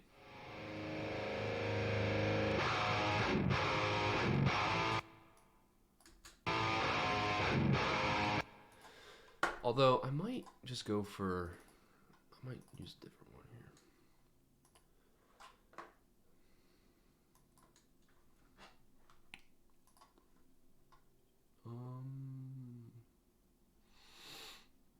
I just need like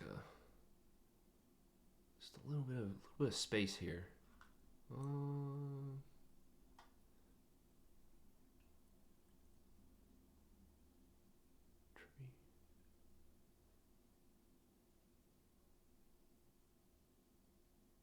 Let's just see what happens if I just dial this back from the default. No.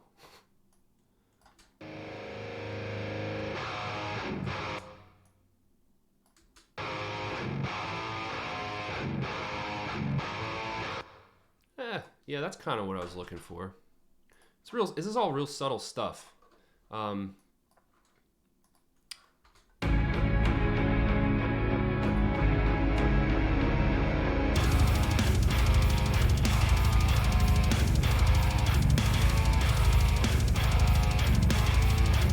And then I think, boom, I hear us switching to the ride.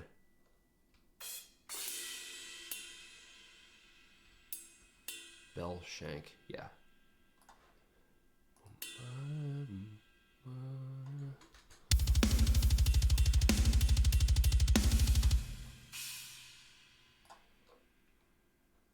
And then maybe a fill here.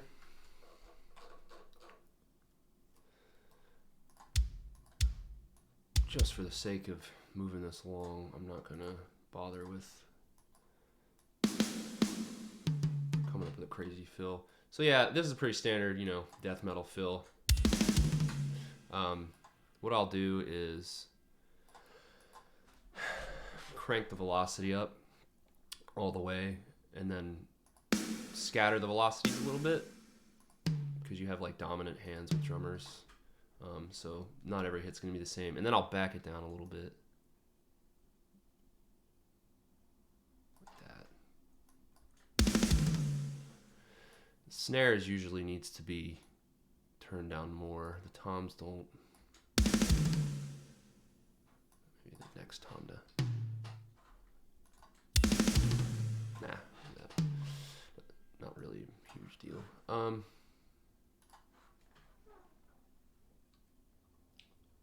Question, why isn't that up here? I don't know. It's well, it's almost 5 o'clock, I guess. Had a couple of those last night while watching Jarhead. They added that to Netflix. I forgot how much of that show was, or much of that movie was about jerking off. Do you know the guys in Warforged? Yes, excellent dudes. I actually played on I played a guitar solo on their EP from 2014, I think. Jason, their drummer, is like one of my best friends. I love all those guys, and I think that they're definitely one of the most underrated bands out there right now. I think they're doing incredible stuff for progressive black and death metal. Their last record, Voice 1 or Voice I, is probably was my favorite record of last year. Or whatever year it was that came out. That was a really, really sick album. If that was a beer, what kind of beer would it be? Well, right now in my fridge, I think I have Founders. What the hell is it? It's an IPA. If I could have any beer, though, I don't know. I'm definitely an IPA guy. My tried and true favorite is still the Sierra Nevada Torpedo. That's my go-to. I also really like, there's this brewery around here called Victory. It's about 30 minutes from my house. They make a double or triple IPA called Dirt Wolf, and that is a beer that will get you. If anything good has come from this whole situation for me, it's that a lot of my favorite music artists have finally started doing the Twitch thing. It's really cool to be able to see their approach and ask questions. Hey, that's sick to hear. And yeah, I definitely was kind of just sitting around doing exactly what I'm doing right now on my own. And I was like, well, I guess I could just make a Twitch and do this with other people hanging out. You could do eighth notes on the bass drum part for the last part. Yeah, try that out. Or like, do you mean like here? Like that? Like eighth note triplets? Well, because we're 95 beats per minute. Ooh, not that. Or maybe that's what you meant. I think I know what you meant.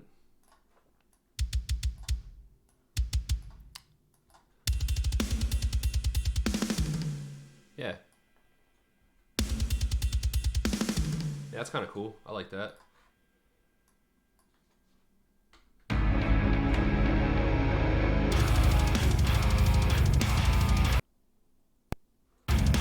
Oops.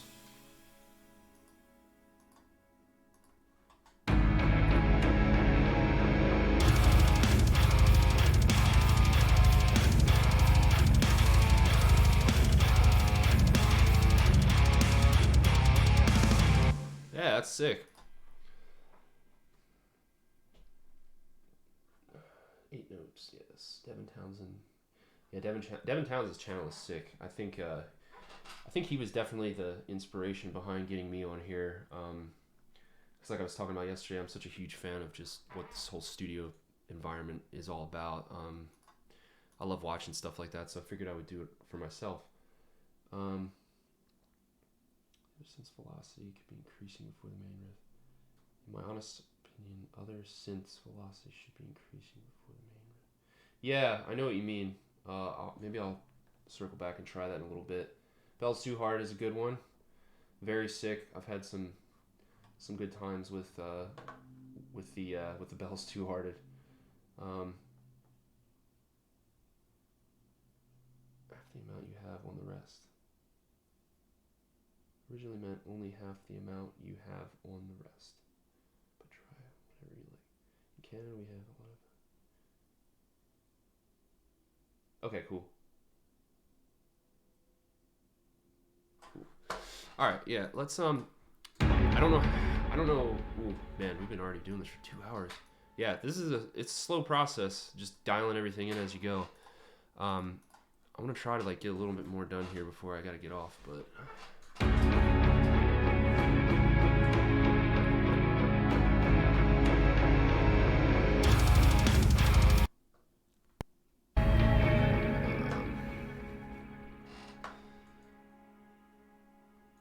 Let's let me think here.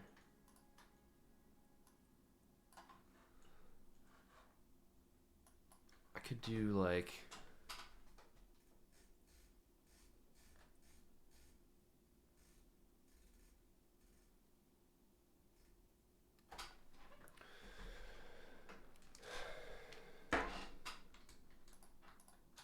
I'm gonna duplicate these just to use the presets that I have there. Oops. Delete. I think I'm gonna have to increase my buffer size.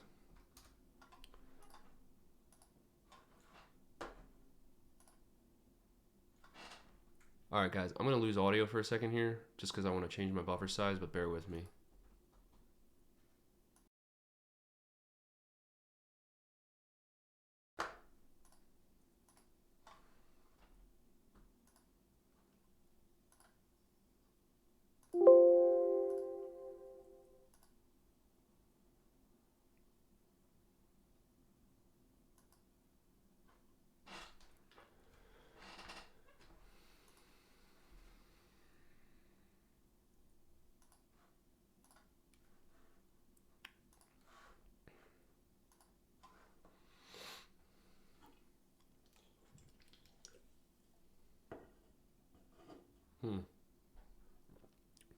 Can I not do that?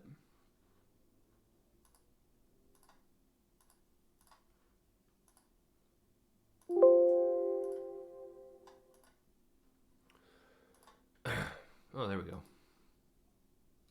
Coming through? Yeah, we're still coming through.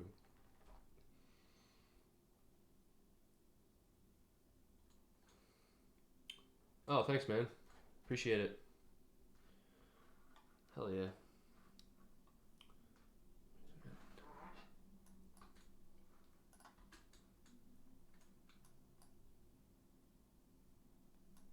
Huh, interesting.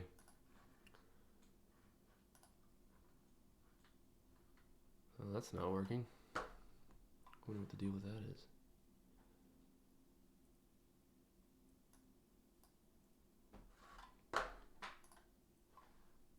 Is that it?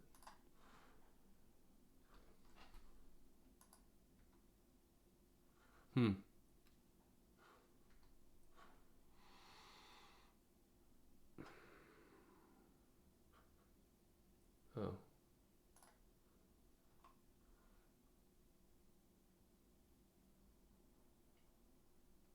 Getting it? Yeah. There we go. Sorry, guys. Let's check this out real quick.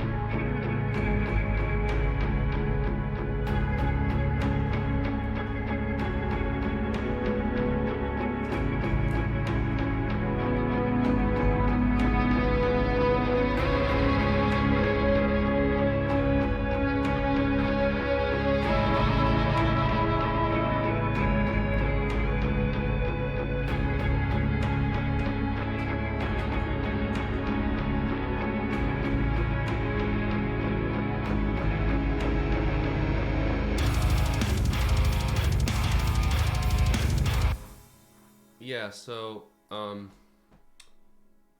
think I'm definitely gonna add a bunch of layers to some more atmospheric stuff behind this this riff to kind of tie the two sections together.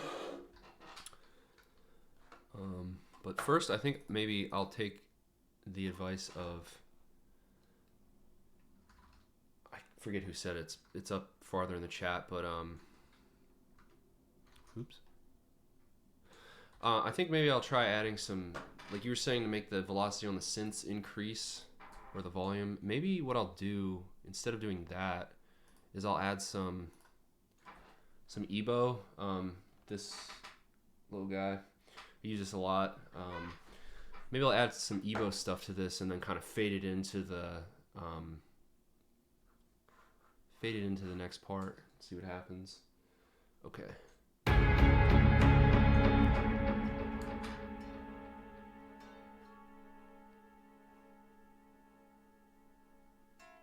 Yeah, all right.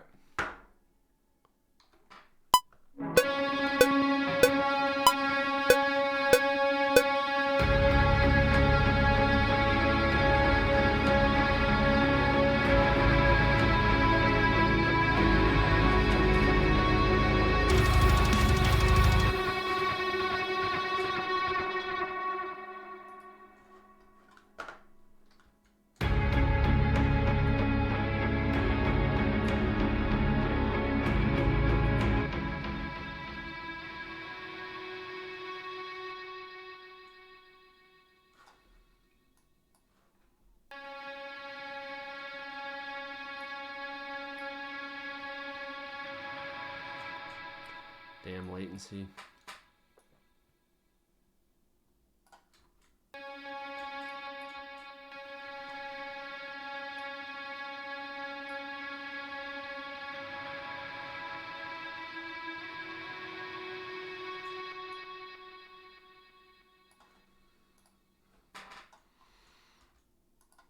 You know what? Maybe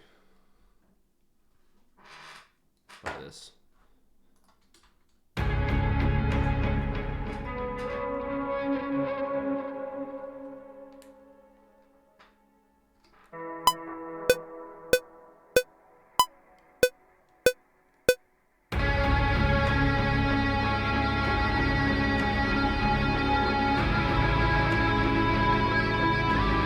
Nope.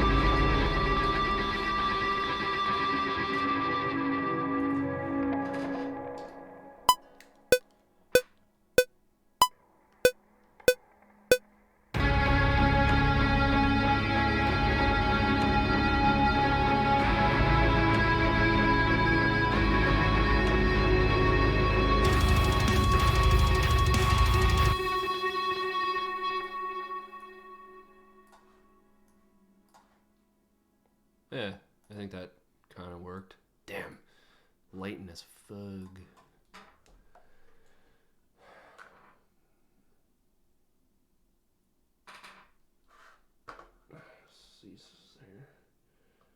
Ever just sit here listening to yourself, what you've crafted, thinking yourself, holy fuck, I'm good. No, definitely not. Everything I do, I always feel like I can do it better, and it's just out of my reach, you know, to do the next better thing every time. Do it, the guitar, you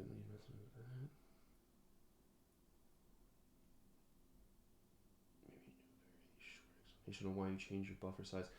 Yeah, buffer size basically, I don't know the mechanics behind it, but basically the lower your buffer size, the less latency you have, but the less like ability your system has to process lots of stuff at once. So it's good for tracking, but because this is growing to be such a big session, I'm having to increase my buffer size for the stream so that you guys can kind of follow along with me. So if I was at home by myself, this is absolutely not, I mean, I am at home by myself, but this is not how I would run it typically. But it's because of the stream that I'm having to make some slight adjustments, but we're getting through it. Bigger buffers last longer. Yeah, there you go. Hey, what's up? Settings brutal because if you fucking know it. Yeah, it's yeah. Bad news if you hit the wrong one. All right, let me. Yeah.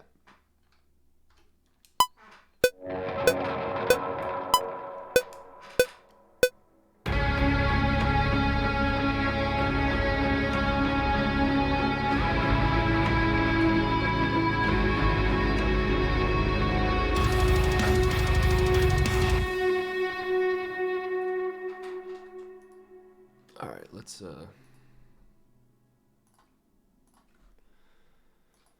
back these up. What's the policy on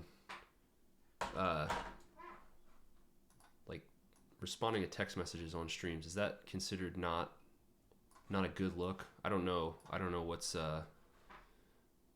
acceptable and what isn't. You guys are gonna have to school me on the what's courteous and what isn't as we go. I don't think it matters. All right, cool. All right, let's see how this worked out.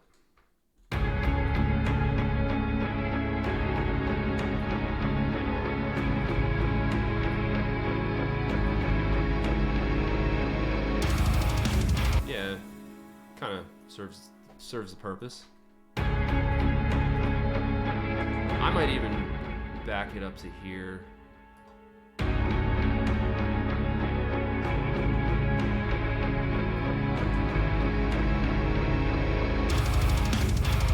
Yeah, that's cool, right? I think that creates little oomph before we go into the heavy part.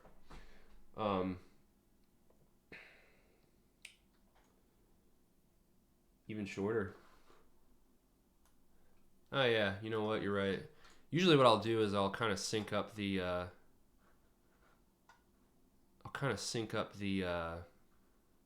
This fade in with this fade in. Let me see.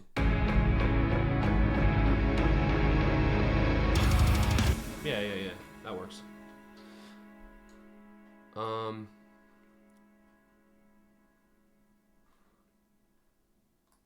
right, so let's extend this riff so that I can, because I want to add some of this like washy delay stuff behind it.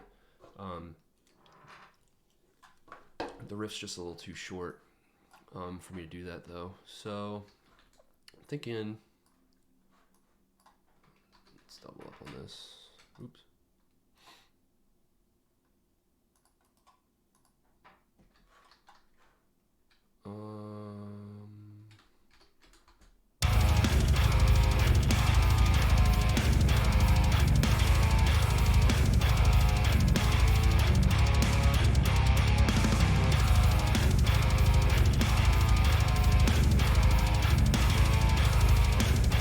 Yeah, and maybe we'll change it up to the China symbol on the second one here.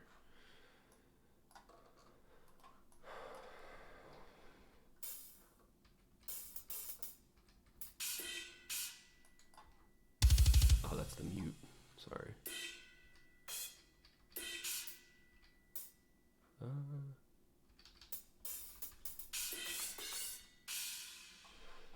All right.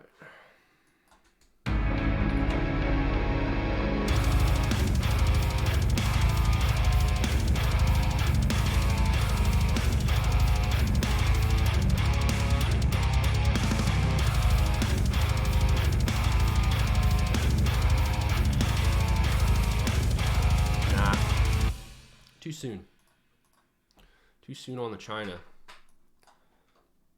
Maybe we'll keep it like that. I think I should change the riff up a little bit though. Alright, cool. Amount of space. Shorter. Could be wrong. Eat some food. Alright, we're symbol work going in the second half. What you thinking?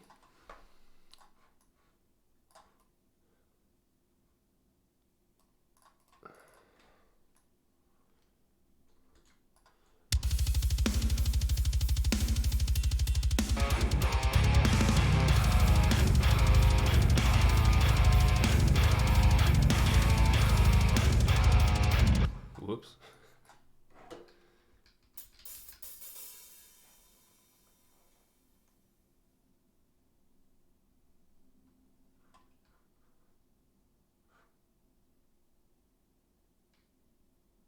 Splash to crash.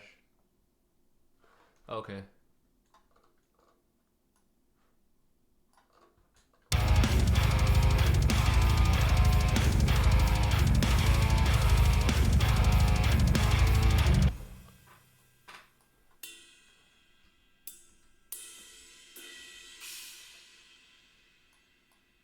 Let's see.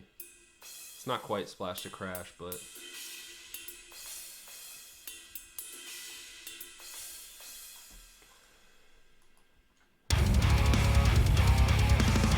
hold on.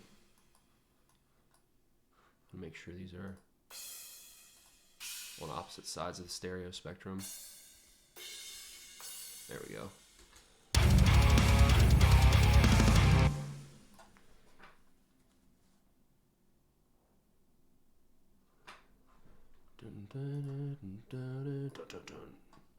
That's what I'm hearing.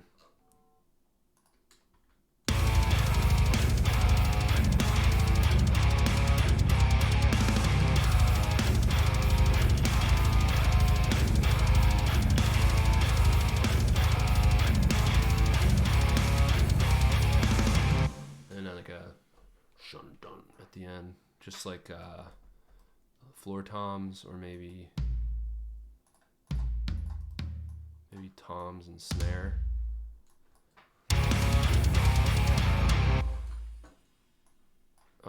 Maybe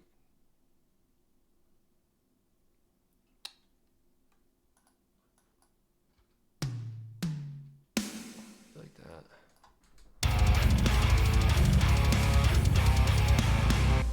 I think that last part needs to be changed.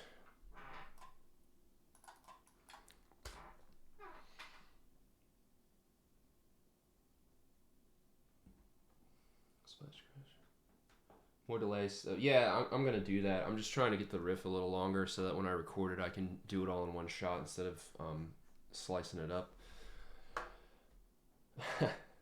All right, sick. I'm glad I guessed correctly. Yeah, it's stuff like that a lot of times I need to be coached on because I get lazy with stuff. Like I'll be like, whatever, it's fine. I'll just...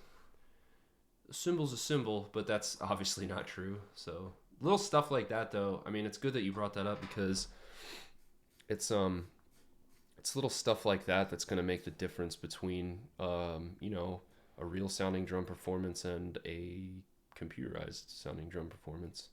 Just little stuff. It's all about small moves. Um,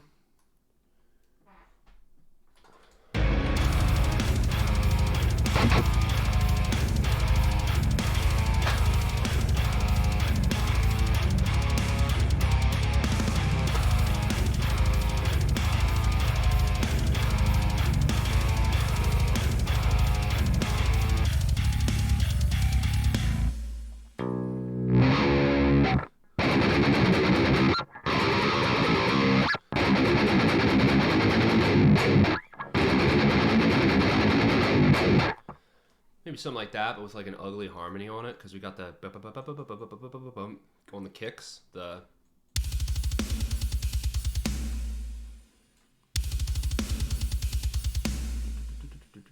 oh yeah, but I gotta bring that back a little bit more. Excuse me.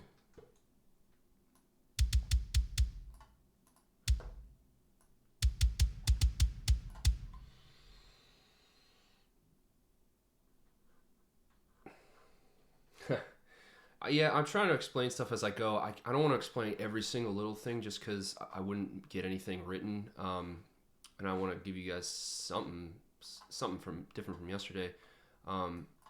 But yeah, I mean, this is one of those things that once you get the ball rolling, it kind of just snowballs from there. So it's slow. The first like couple sessions you spend with a song are always a little slower, but they get quicker every time.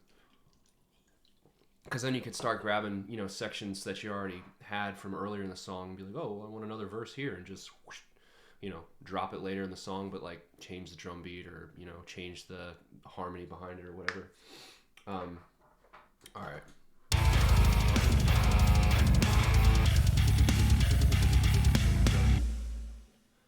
Yeah, all right. I'm going to have to change that bass line too, but...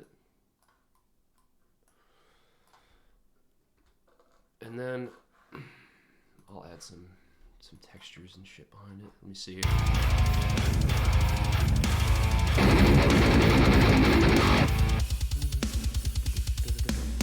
Yeah. That's what I'm hearing.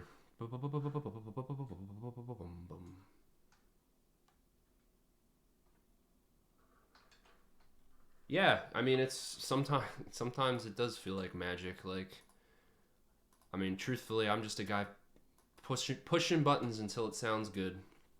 I kind of know what I'm doing, but not really.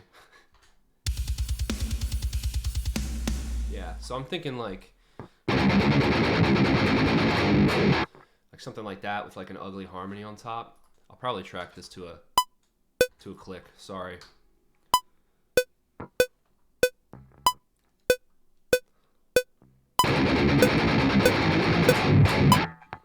That sucked.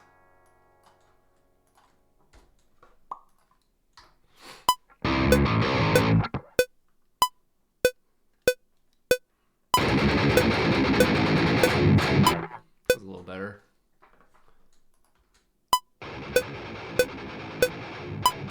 Alright. And then we'll do like...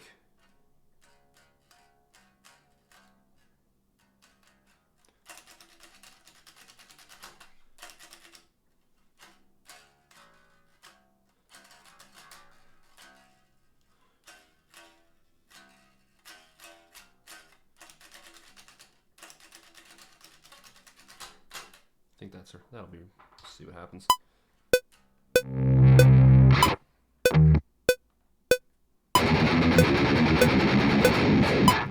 Ooh, that's bad. I gotta mute that other track because of the latency.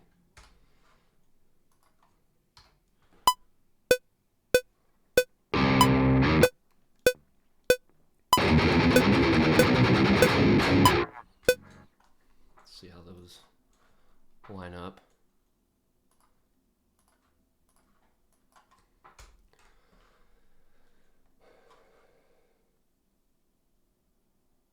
Yeah, I do offer guitar lessons. My email is Brody Uttley, BRODYUTTLEY @gmail.com. Just hit me up and we can set something up. Just doing this. So Schedule's pretty open. Alright, let's see how that sounds together though. Kind of cool. Let's see.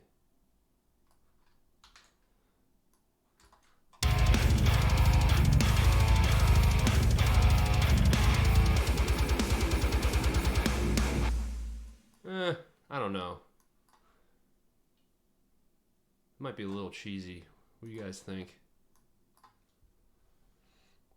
Oh, sorry. It's Brody Uttley. So BRODYUTTLEY @gmail.com. Here, I'll type it here.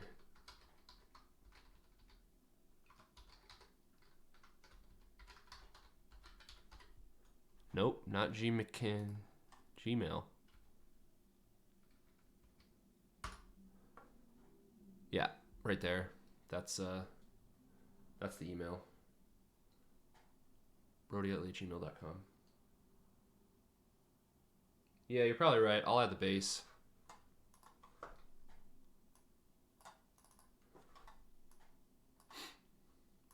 Yeah, it's weird because I always wig myself out when guitars are just like soloed out like that, because you know they're EQ'd, so they sound really thin and kind of crappy without the bass.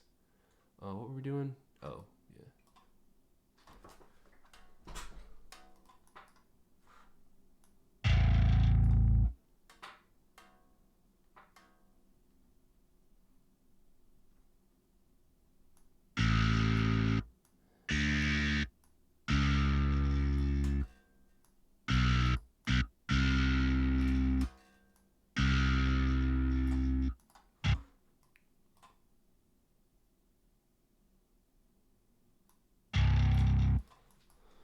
I think it was 3. Yeah. Boom.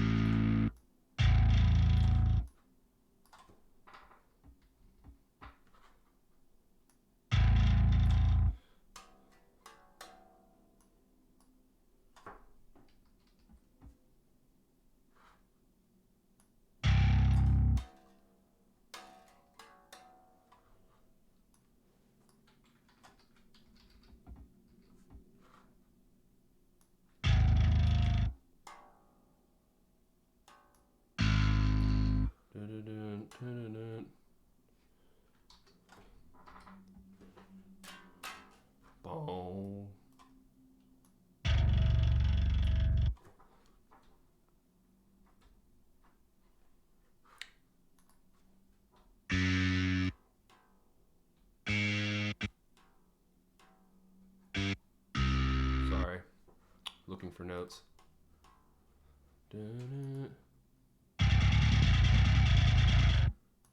Oh.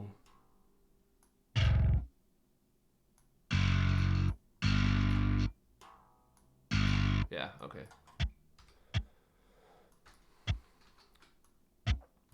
All right.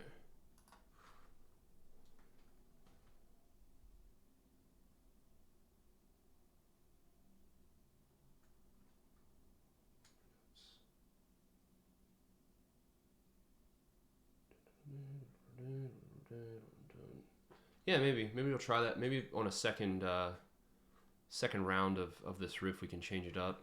I just kind of want to get like a general idea going on here. That way I can lay down some stuff behind it, like overdubs. Let's see.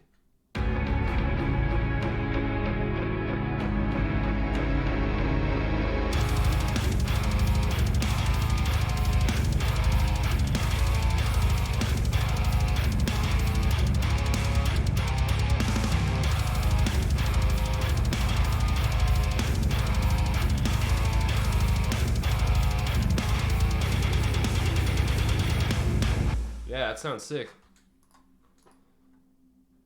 You were right. Just needed to add the bass in. All right. Let me. Yeah. Well, cool. Once we finish this part here, I'll probably get off of here, and then we can pick up with this next time. But I want to lay down some overdubs real quick, and maybe do a little bit of bonus material, some sneaky tricks.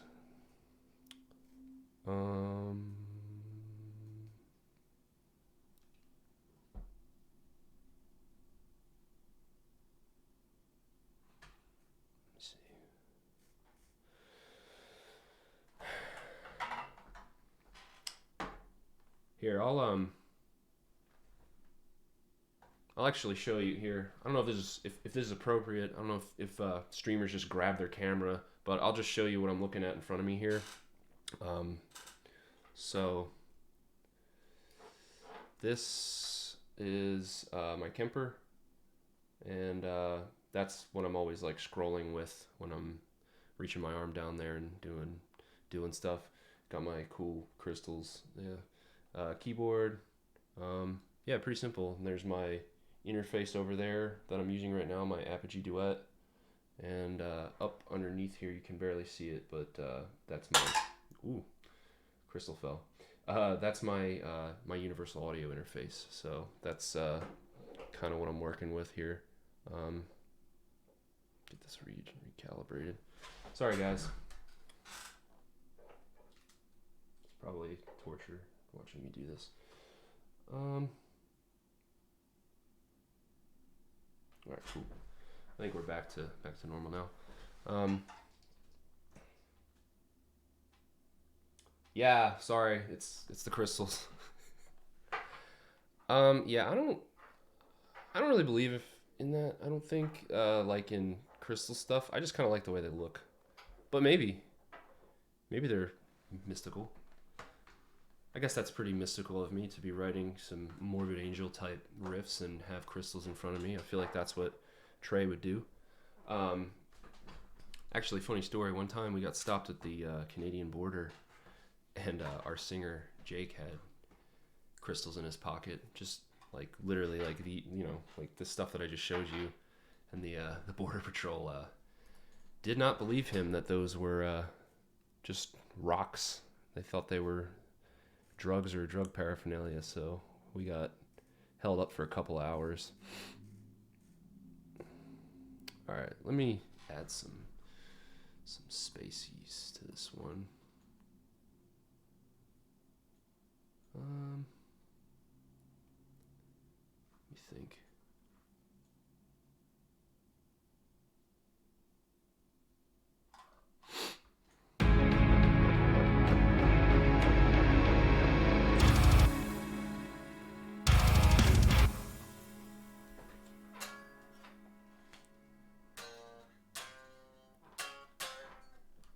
See.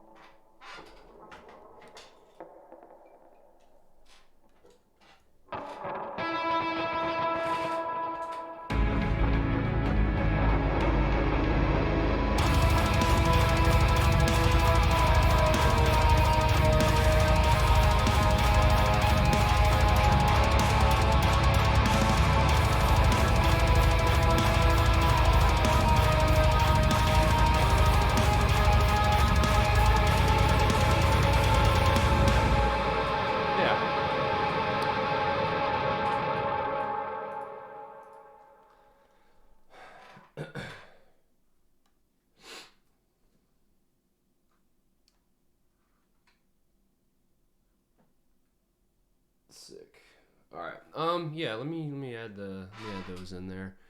I'm interested to see how it goes with me recording all these super wet tracks with the increased buffer size. Let's give it a shot.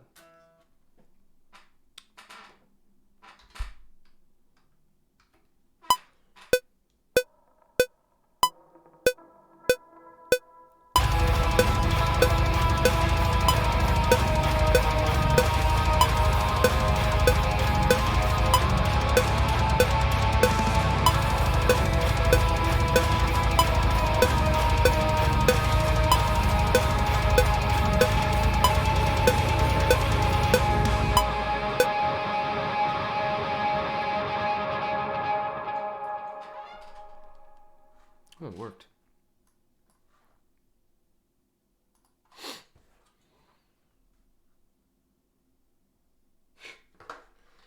Hell yeah, pissing dogs off.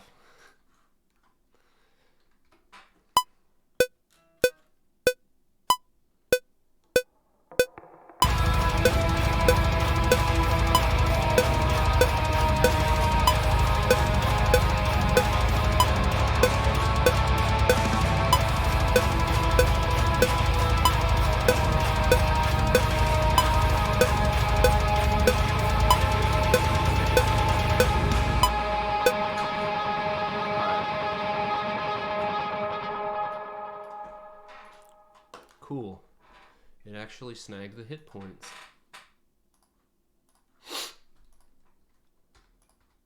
Like I said, guys, I want to finish this part and then hop off of here. But I think that this is a pretty good riff.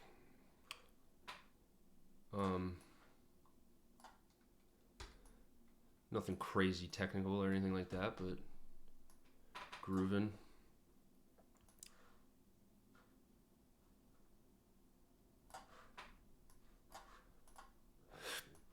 Excuse me.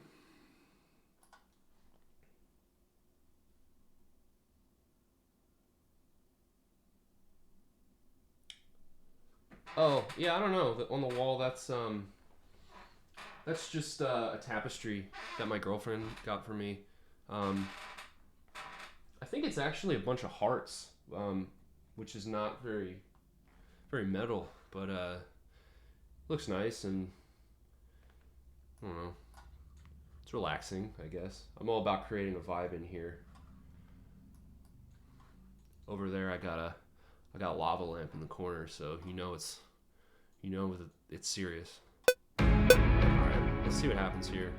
Hopefully this works. I'm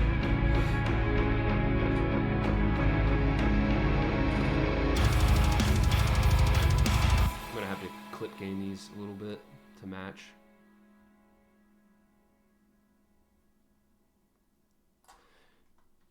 You know what? I don't have to do that.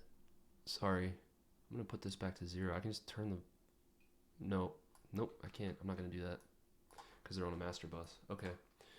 3 up to 3, 4, 7. Okay.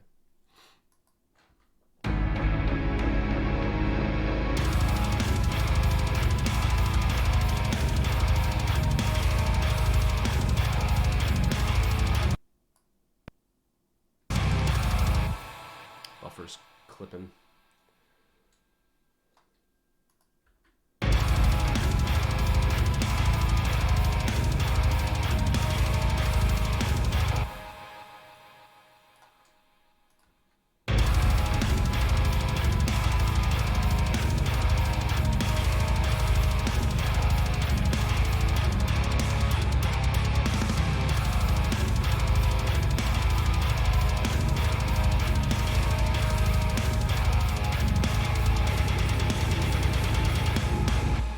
Yeah, that's solid.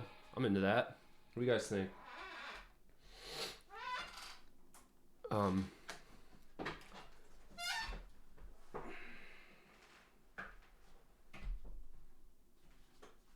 I'll be right back, and then we'll finish up for the day.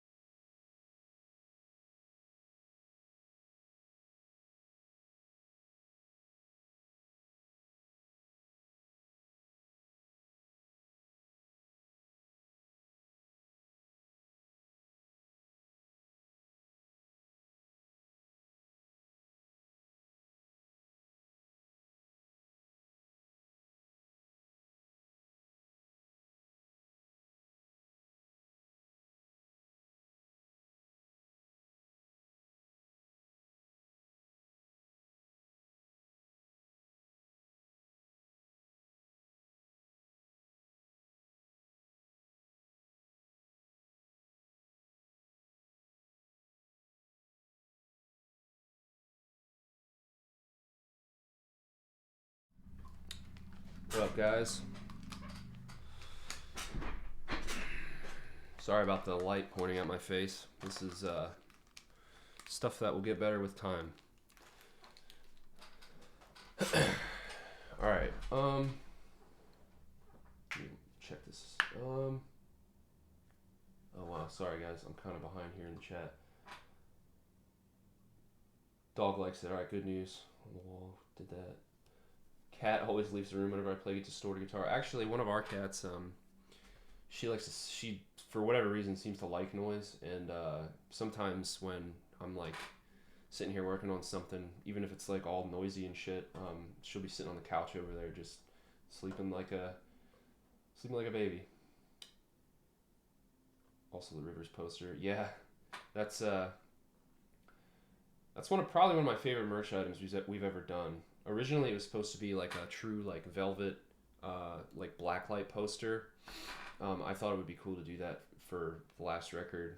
Maybe even do like a version that people could color on their own. But getting those posters is super difficult, and you have to buy like 5,000 at once. So we didn't really know how it was going to do, when we originally planned it out that way. But yeah, gotta rep the band a little, I guess.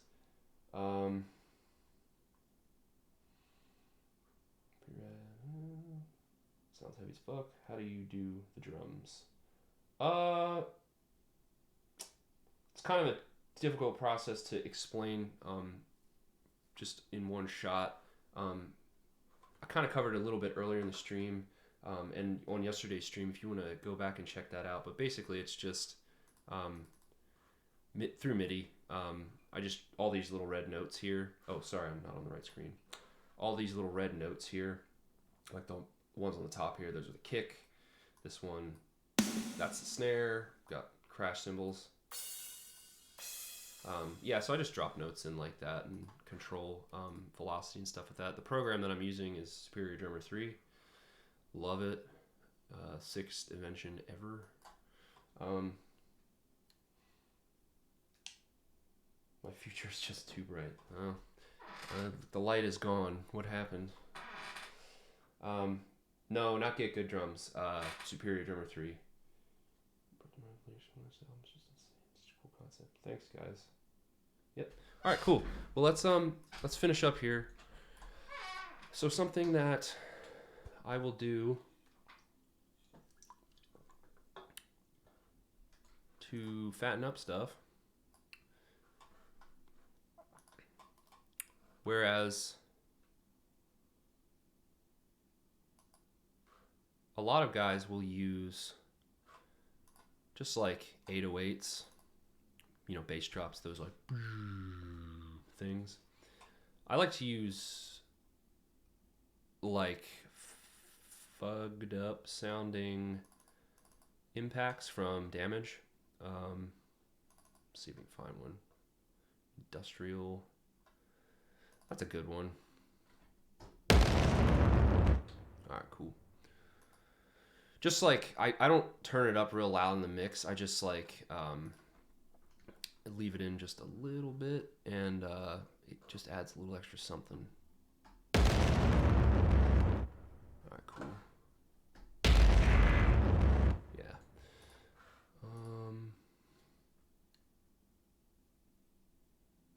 Oh, cool. Thank you for stopping in. This is my second day doing this, so I hope I'm not blowing it. Audio inserts. All right. Slate. Yes, I really like the Slate stuff. It's kind of silly because for those of you that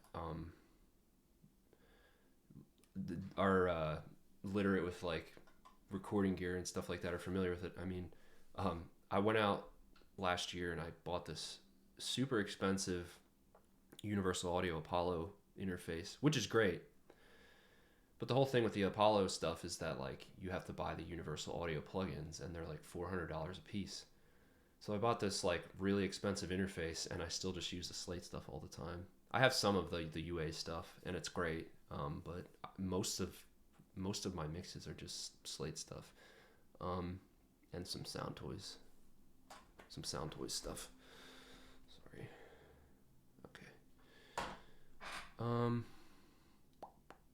What did I want to do? Oh, explosions, right.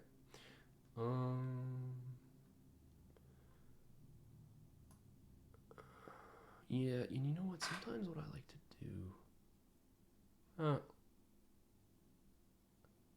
let's just try this.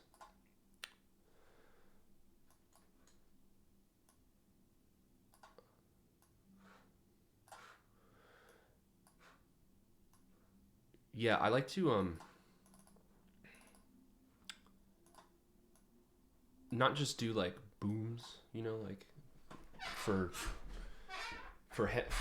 the sake of heaviness. I actually sometimes like to add like a rhythm to them, not like a, you know, like a fast rhythm, but like just a little groove, you know, like doom ta doom ta, and it kind of adds this like cool, like not like a backbeat, but like it's just a little something extra.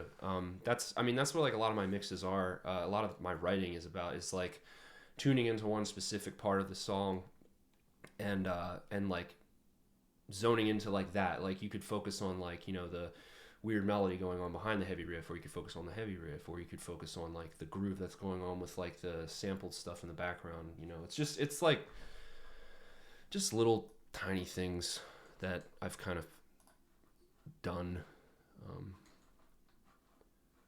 Sorry, it sounded like an incomplete thought, but alright, so where is...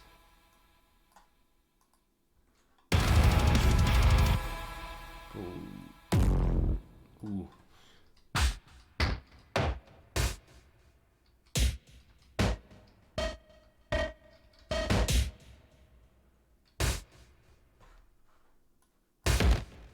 Definitely gonna have to turn this way down.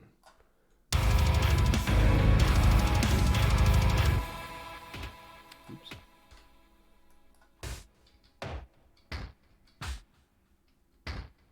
And then I like to layer these.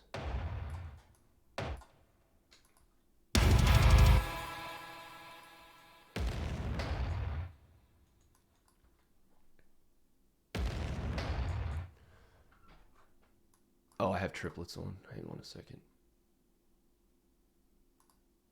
Well, I guess that doesn't matter.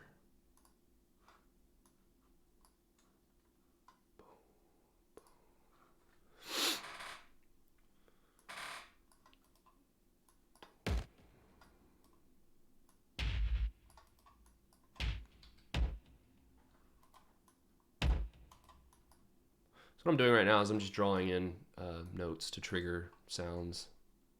I need like a higher register. That's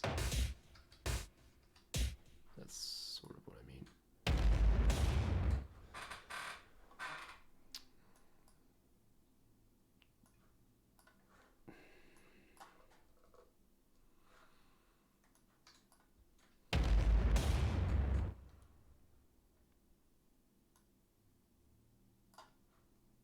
Sometimes this doesn't make a huge difference, and sometimes it does. It's a subtle little thing.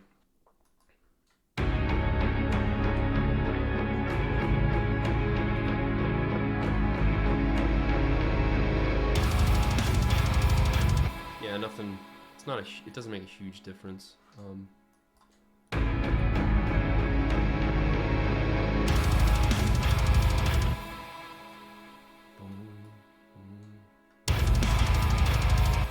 Yeah, and then I'll probably do like the bigger one at the beginning of, or like the lower sound at the beginning of each measure.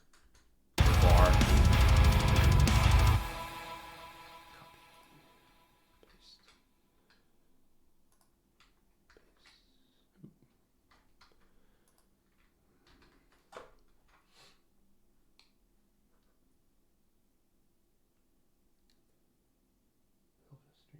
Cool.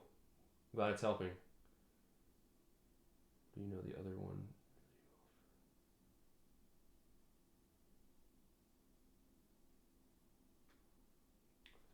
Curly. Creative choice. Sorry, I can't remember what I said. The creative choice remark. I don't remember. Creative choice, or you just know the other one really well for workflow?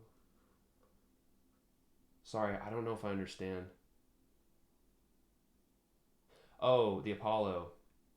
No, so actually, believe it or not, I would be using my Apollo for this stream, but it's a Thunderbolt 3 device, and for whatever reason, the Thunderbolt 3,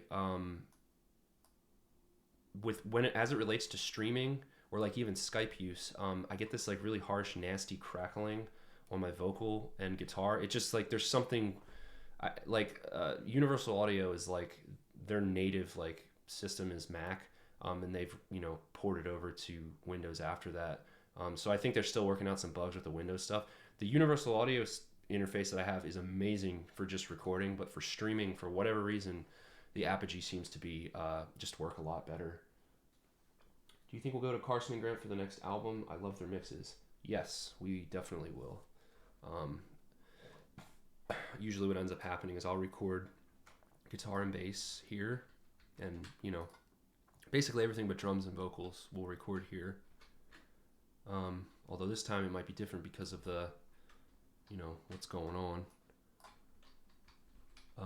But yeah, we are planning on going to Carson and Grant. I don't know if I like this 808 thing. I might go for like, sometimes I'll do like a drum sound, because really what we're doing is we're imitating a drum set, a kick, and then a snare, more or less. So maybe tight, punchy. Like I said, I'll just throw on presets as I go, and then at the end I'll go back and tweak everything.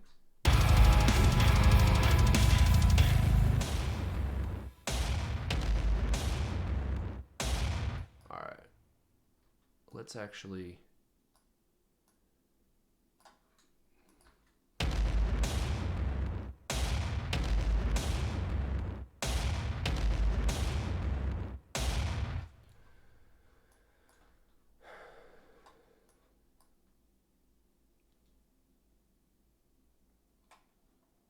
Oh yeah, the Nail Mix session. That was sick. That studio they're in now is insane.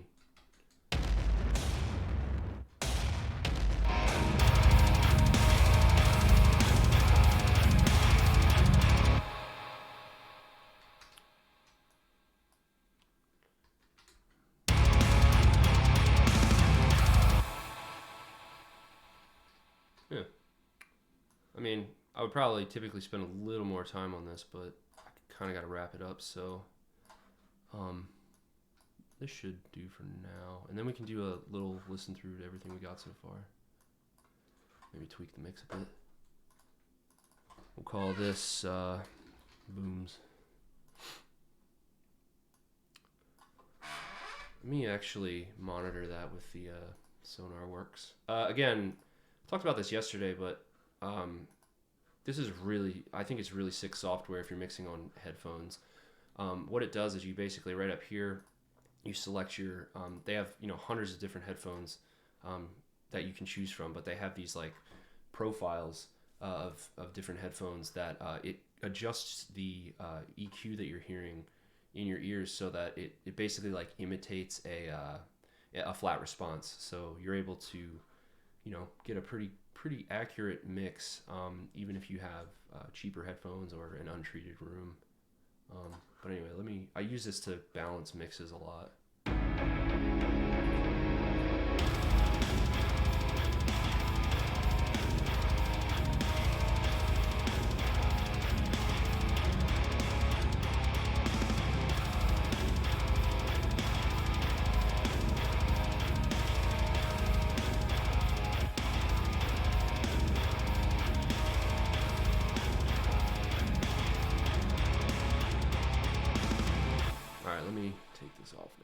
Yeah, it makes it sound a little weird when I turn it on for you guys because you're not wearing the headphones, so the EQ curve that you're hearing is what sounds good in my headphones, but it won't sound good for what you're hearing.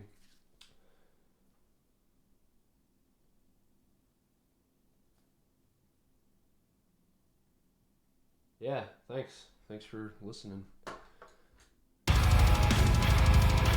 Oh, okay. And let's I guess the one thing that I didn't do here is my we gotta get this bump in here.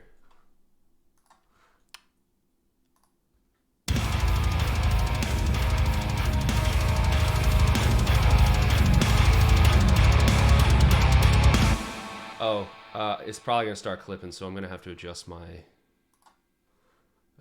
settings here. Let's see what happens.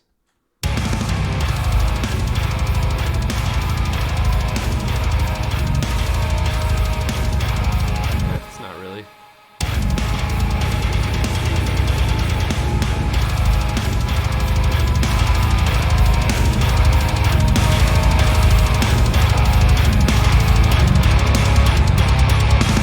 All right, cool. Is that screaming way too loud?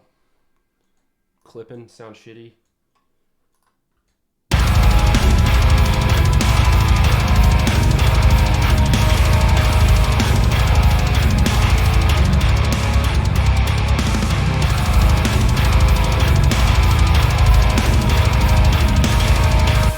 All right, so what I just did there is this is like my brick wall limiter. This is what makes sure that I don't end up clipping. I have my where's my thing? Ceiling. Yeah, okay, so I have this set so that it cuts it off just a little bit below 0 dB. And for those of you that aren't super familiar with how like audio works, like in the digital realm, 0 dB is like where you start hearing like distortion. So you want to keep it right below 0 dB. So what I just did is I bumped up the output of the mix so that it's getting close to like commercial level. And what I do for mastering a lot of the times is this right here, RMS. I forget what exactly those letters stand for, but when I'm doing a mix, I try to keep it at max. Like I try to not let it go any higher than -9 RMS. I guess that's kind of just like the commercial standard. So right now, like this is probably the loudest part of the song.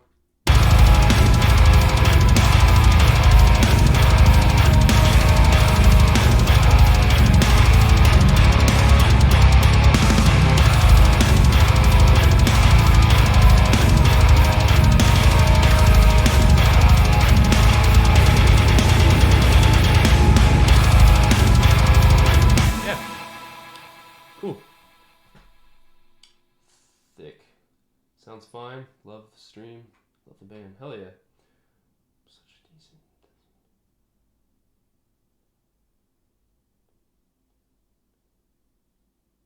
Is that on its own bus that all the other tracks run through?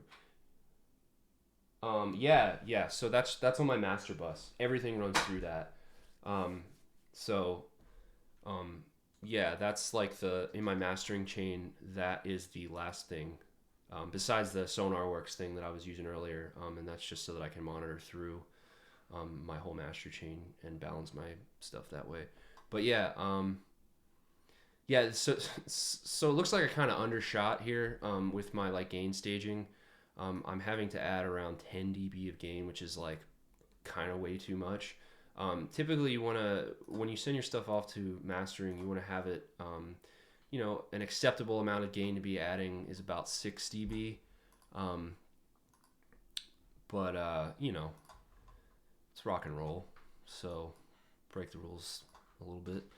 All right, well, let's listen to everything so far, and then I'll probably log off of the web, and we can pick this up another time. And I think now that we have this. Now that we have this riff here, I think that the rest of the song will come together pretty quickly, because my problem is that a lot of the times when I write, I kind of get lost in the haze of just atmospheric kind of nonsense, just because I love it so much, and pulling myself out of that, I sometimes have to force myself to do that. So. Let's see here, hold on. Alright, cool. The other thing I always try to make sure is that like my quieter sections here are actually quieter because like I really want it to have, you know, big impact once this heavy part comes in. So let's see if that actually happens. Let's see. Why wouldn't it be more than 6 dB? Are they going to do whatever they want to in mastering? Yeah, they are ultimately, yeah, like the last step of the process is mastering. So ultimately it's up to them, but they just say, or it's recommended that like if I were to like export a mix and then send it to someone for mastering, um, it's a good idea to keep your mix around -6 dB so that the mastering engineer can add the remaining 6 dB thereabouts to complete the mix. This mix, I'm adding 10 dB of gain, which, like I said, it's not the best, but it gets the job done. The only thing you're going to run into when you have to bump the gain up that much is you're just going to create more noise, like more like so yeah, it's not, the way I have this set up right now isn't super necessarily correct, but it's better than it would have been had I not gain staged my stuff. So anyway, let's listen to it, and we'll probably wrap it up after that. So let's see what we got so far.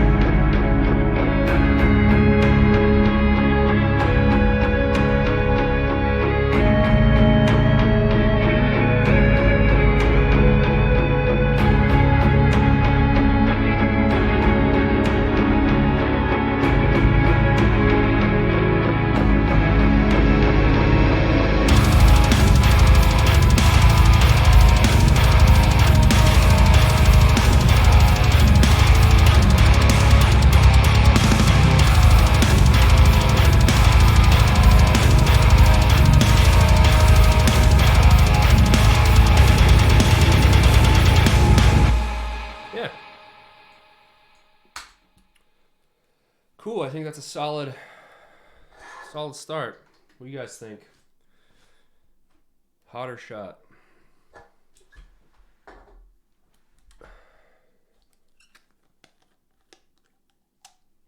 Sick.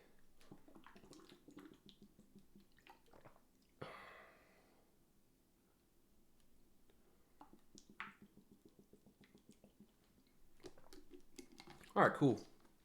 Well, yeah, I'm gonna try to get on here as many times a week as I can. Just to, you know, I mean, I'm excited to continue working on this song, and hopefully you guys are stoked to, you know, watch it be created. So I'm gonna try to not delay time in between streams too much.